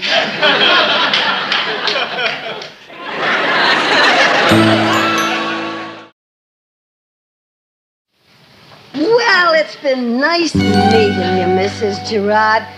You have an old lady's blessing on your head, on your husband, and on your house. You got anything else you want me to bless? No, thank you. You want some advice from somebody older than you are, who's lived a long life? No, thank you. Yeah, you're not as dumb as I thought you were. Thank you. I'm a really very good judge of people, and most people are very different from me, but basically, you and I are exactly... Wait! I have done everything you have asked me so far. I'm asking one thing in return. Don't finish that sentence. Okay. Carly, everything is fixed. Thanks, Mom. Yeah, okay. See you.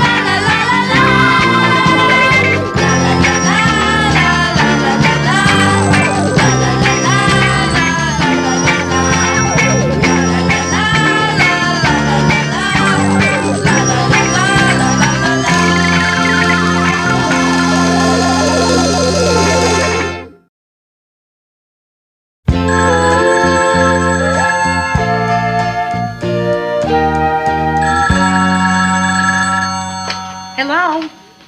Yeah, he's here. Just a second. It's a Mr. Hayden. Oh, yeah. Who is he? Huh? Hi, Mr. Hayden. Who is it? Yeah, meeting tomorrow. Uh-huh. Well, I got you down for lunch, right. What? No, after work? What? No, I tell you, I can't make it after work because I have something planned for tomorrow. Hey, Rhoda, come on, I'm talking business. What do you think I'm talking here? Well, I tell you, I was going to pick up my son tomorrow afternoon, but, Mr. Hayden, I'll rearrange it for you. No. It's no inconvenience at all. There is no problem whatsoever. Okay, goodbye. Damn it, that ruins everything. What? I'm supposed to pick up Donnie tomorrow afternoon for the weekend, and now I'm going to be late. Oh, so you're a little late. You got a very understanding kid there, Joe. Yeah, but I got a very ununderstanding ex-wife. Oh, now, wait a minute. There's a solution here. It happens that I'm going to be doing a Martindale's window up at the Liberty Mall. You know, that's 10 minutes from Tarrytown. I can pick up Donnie. Oh, gee, I don't know. I feel strange about that. Strange? Yeah, when you meet Marion for the first time in our old house, seeing where we lived together, where we ate together, where we... Joe, I'm going to say this as nice as I can. Shut up. So you don't mind, huh? Mind? Well, now, why should I mind? I'll go to Marion's, pick up Donnie, and leave. I mean, there's nothing to it. Okay. You sure? Yeah, I'm sure, Joe. It's no trouble at all. Honest. You sure you're sure? Marion? No. Oh, yeah, I'm sure. Go ahead. Hello, Marion? Yeah, this is Joe. That's right, the guy with the curly brown hair. Hey, it's not kinky. Look, Marion, let's discuss my hair some other time. What I called to tell you was I won't be able to pick up Donnie tomorrow. Rhoda will come instead. Of course. What other Rhoda? Oh, I'll tell her. She said she's really looking forward to meeting you. Oh, good. Tell her that I'm really looking forward to meeting her, too. Rhoda said she's really looking forward to meeting you, too. She says she's been wanting to meet you for a very long time. Oh, that's great. Tell her I've been curious. Wait a minute. Listen, why don't you two just talk to each other? Oh, okay, goodbye. She didn't want to talk to you.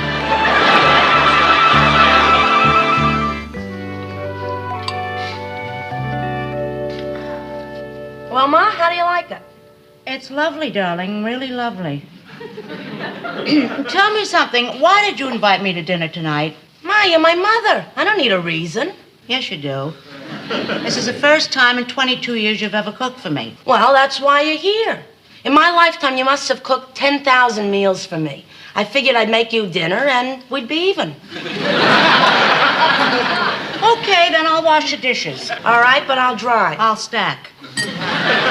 More vegetables, Ma? No, darling, thank you. I have plenty. I just can't seem to find any meat. Oh, there isn't any. Oh, darling, why didn't you tell me? You don't have enough money, right?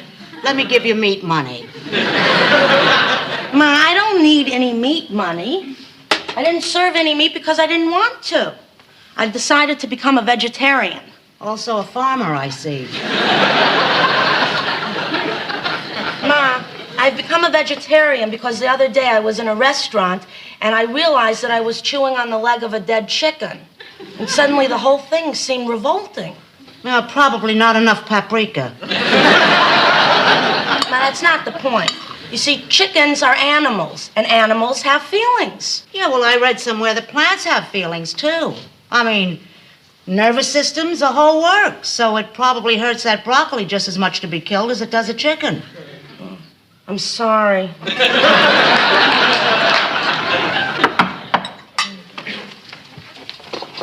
Ma, you sit down and finish that or no dessert. Could be meat. Fran, I think I just did a dumb thing. What? Oh, hi, Ma. Well, that's all I had to say. No. What dumb thing did you do? Nothing, Ma. You know, I feel better now that I got that off my chest. Bye. You didn't get it off your chest. I can still see it. Now, talk to your mother. That would be doing two dumb things. Oh, very well. Brenda, you talk to your sister and I'll wait in the closet. Okay, Ma. I'll let you out when we're through.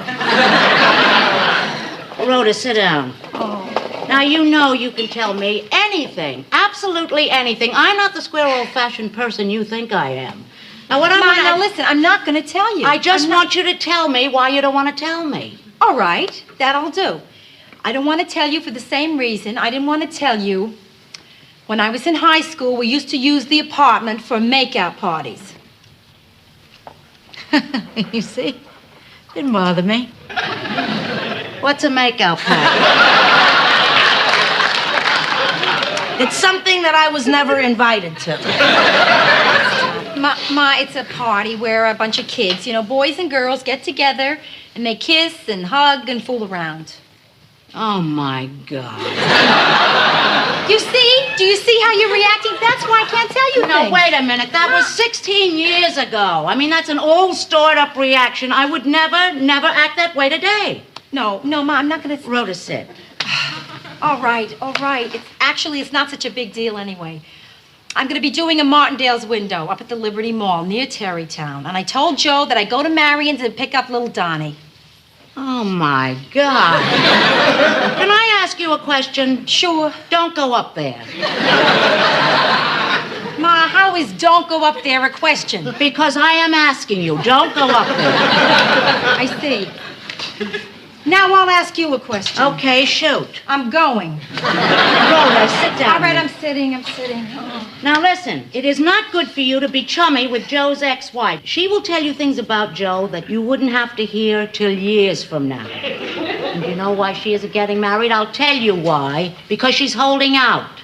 She wants Joe back. Ma, look, I want to see her. I'm dying to know what she's like. I've been married to Joe for almost a year now, right? All I've ever heard about Marion is his side, how terrible she was. Take his word, he knows what he's talking about.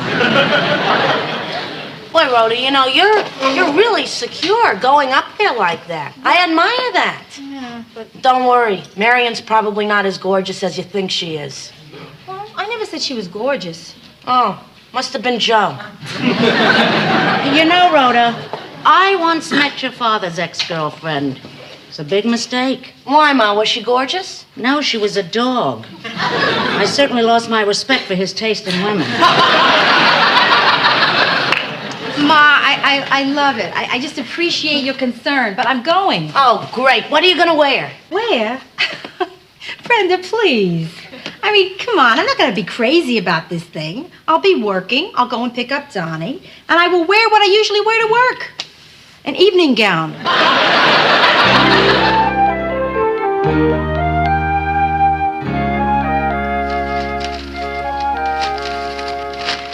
Oh, nuts. What? Did you take a page out of this paper? No. It says turn to page 32. You turn and there's no page 32. Oh. I hate it when there's no page 32 when I need it. Now, who would take one page out of my paper? Maybe the lady on the 4th floor with the parakeet. Yes, Carl. Hello, this is Carlton, your doorman. Yes. Can I ask you a question? What is it?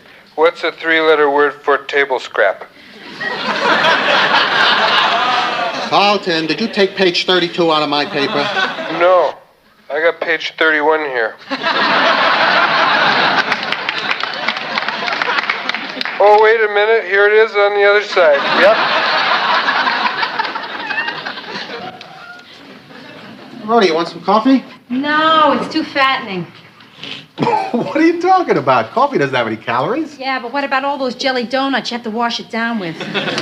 Joe, look at me. I'm fat. Don't I look fat? I feel fat. Oh, no, you don't look fat at all. Hey, this couldn't have anything to do with your meeting Marion today, could it? Just gained another pound. I can't believe you're nervous about meeting Marion. Of course I'm nervous about meeting Marion. Wouldn't you be nervous about meeting Marion? I always am. You know, Joe, it's really a funny thing. Here I am walking in. I'll meet a person I've never seen before.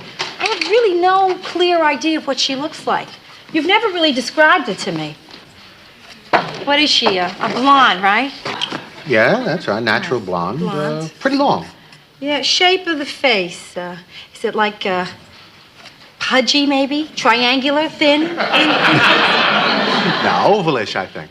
Oh, yes, oval. Had to be oval, right? Eyes. Eyes are green, big, kind of large green eyes. Large green. Oh, terrific, Rhoda. Yeah. Nose. Kind of turned up. Batting 1,000. And what about her lips? Lips are full. Not fat, but full, you know. Would you say sensuous? Never. Now, I'm almost afraid to ask this, but any dimples? 3. 1 on her face.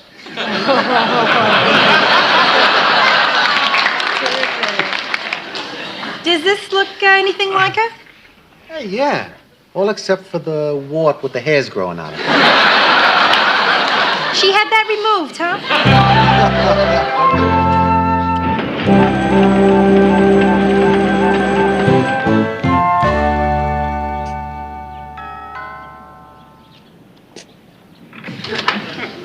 Yes? Marion? No, I'm the cleaning lady. That's what I was afraid of. Doris, who is it? Marion? Yes. That's what I was afraid of.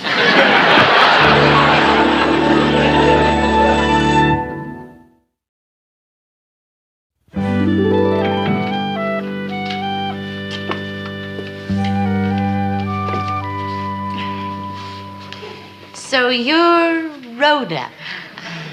Well, we meet at last. Ho ho. I guess you've been as curious about me as I've been about you, Marion, huh? What do you mean, curious? Oh, well, what I mean is, you know, I've been married to Joe for almost a year now. Donnie, your son, comes to visit. I've heard a lot about you, and I guess you've heard... Forget it. Coffee? No, nothing. Please don't go to any trouble. I'll just take Donnie and I'll leave. Oh, no, Donnie's not home yet. He's taking his karate lesson. He just started this week. Oh, yeah. Won't you sit down? Yeah, thank you. Karate, huh? Yeah. When he spends weekends with you, I think he ought to be able to protect himself. Well, I mean, considering the neighborhood and all. New York's really not all that dangerous. I've lived there all my life. 29 and a half years. How about some wine? Marion, please don't feel you have to entertain me here. I mean, I'm sure you have things you have to do. Oh, no, nothing. Until my date comes. Date, huh? Boy, I haven't had a date since before... You married Joe? Oh, you heard?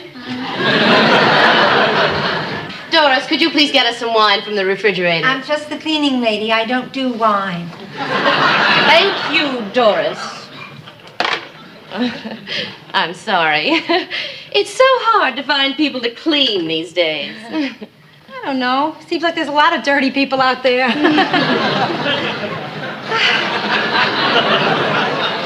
You've got something hanging from under your arm. Oh, good. It's only a tag.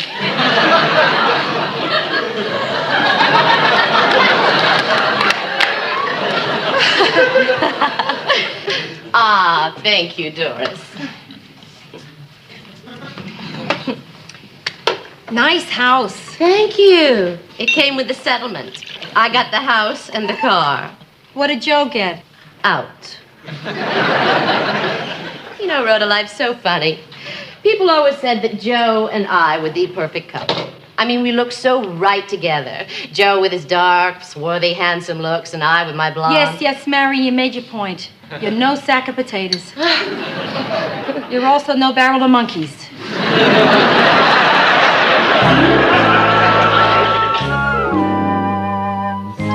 And here's a picture of Joe and me when we first started dating. Aha, look at him. He even looks cute with a flat top. Oh, you know, Mary, what is it about wine? The more you drink, the better it tastes. Have some more? No, I don't think so, Mary. No. I'll tell you, I am not really a drinker. Last time I drank this much wine was in 1964. Yeah, I went to 3 weddings, 3 of them in one day. At the 3rd one, I attempted to tie myself to the groom's bumper. Hit me again. Oh, boy. I don't know why I thought of that story. I mean, maybe because we're sitting here looking at your wedding pictures with my husband. Now, why does that make me uncomfortable? Oh, I'm sorry, Rhoda. I didn't mean to make you feel uncomfortable. Let's look at pictures of our honeymoon. Marion, I got a confession here. I do. I want you to know that it was extremely difficult for me to come here today. I mean that. I knew that you were really good looking, and I had all these insecurities. See, I mean, a girl like you has always intimidated a girl like me. That's the truth. So, all my life, I've had to fight very hard, to overcome those fears. Yeah, I can understand that. And what? Well, Marion, I've just unburdened my soul to you. I mean, maybe you'd like to open up a little? Okay, Rhoda. I'm not as warm a person as I appear to be. Little wine and you spill your guts, don't you? Oh. Hello? Oh, hi, Donnie. No, that's okay. Take your time. No, of course I understand. Okay. Bye-bye. His karate teacher's keeping him after class. Oh, what's the matter? He can't break his brick or something. I don't know. Oh, Donnie, he's so... Donnie, I almost forgot. How am I going to get him calm, that kid? Maybe you better not drink anymore. Listen, Mary, it's too late. I'm really totally bombed here. Well, then how are you going to get home? I'll call my father. Oh, can I use your telephone? Sure. Can I dial your telephone? Boy, I wonder if Carlton started like this.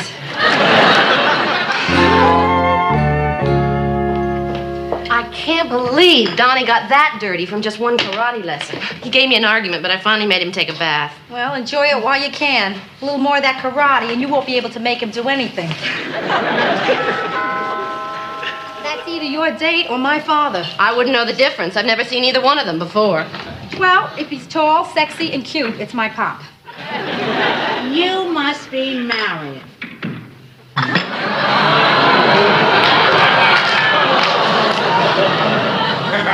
Marion, what's the worst thing that ever happened to you? I don't know.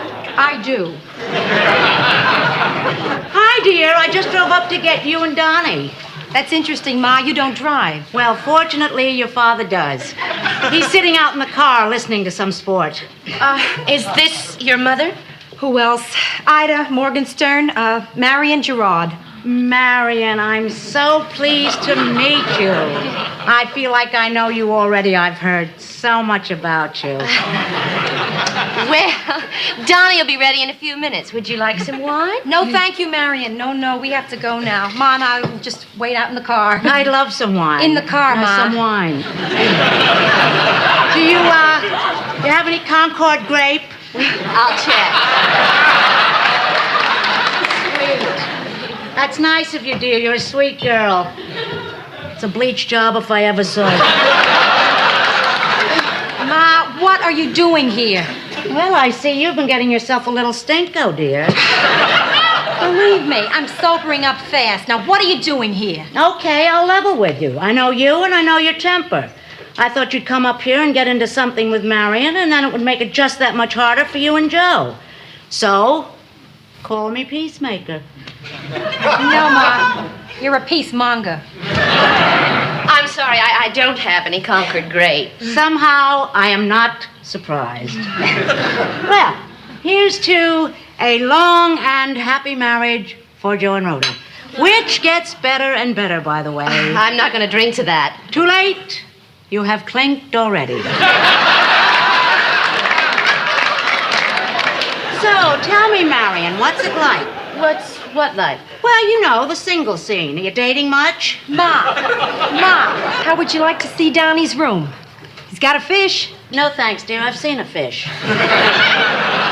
Well, I'm going to go get him. I'll be right back. Are you going with anyone in particular? No, I don't feel like I want to be tied down. Well, what are you, 35, 36? Better push the merchandise now, Marion.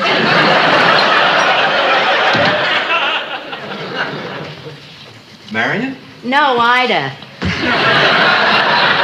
This is Marion. Hi, Hal. Nice to meet you. Is this your mother? No, just very close friends. Listen, Hal, I think the time just sort of got away from me. I'll be ready in a minute, okay? Sure, take your time. Oh, that Marion. Such a doll. I mean, what a doll. Would you, like some wine? Are you hungry? Some wine would be nice. Oh, good.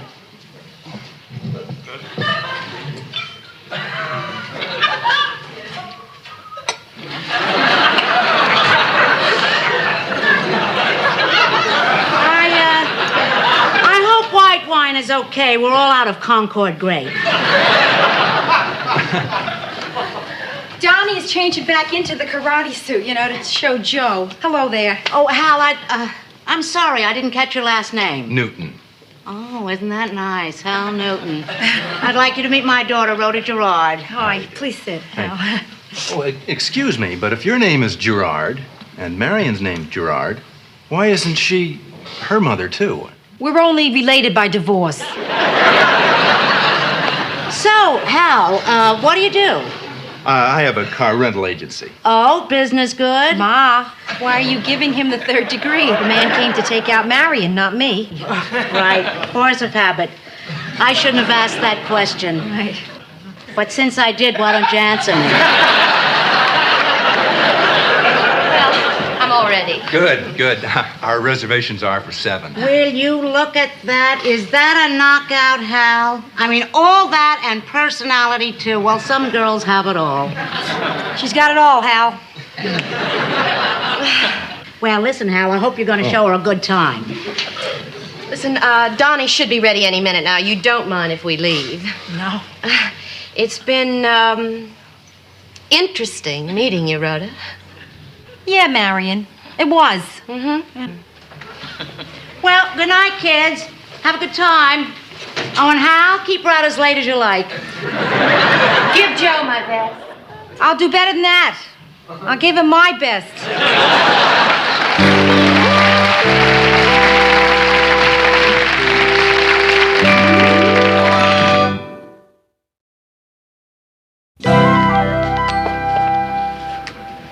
You know what happened, don't you? Marion's got Rhoda up at that house, and she's telling her every lousy thing I ever did. Oh, come on, Joe. Hey, Rhoda knows you better than that. She's not going to believe anything that Marion tells her. What kind of lousy things did you do? Yes, Carlton. Hello, this is Carlton, your doorman. Yes. What is it? There are 3 people on their way up to steal your wife, her mother, and your son wearing a funny-looking white suit. Oh, good. There, you see? Oh, and listen. I never asked you this before, but is your son Japanese?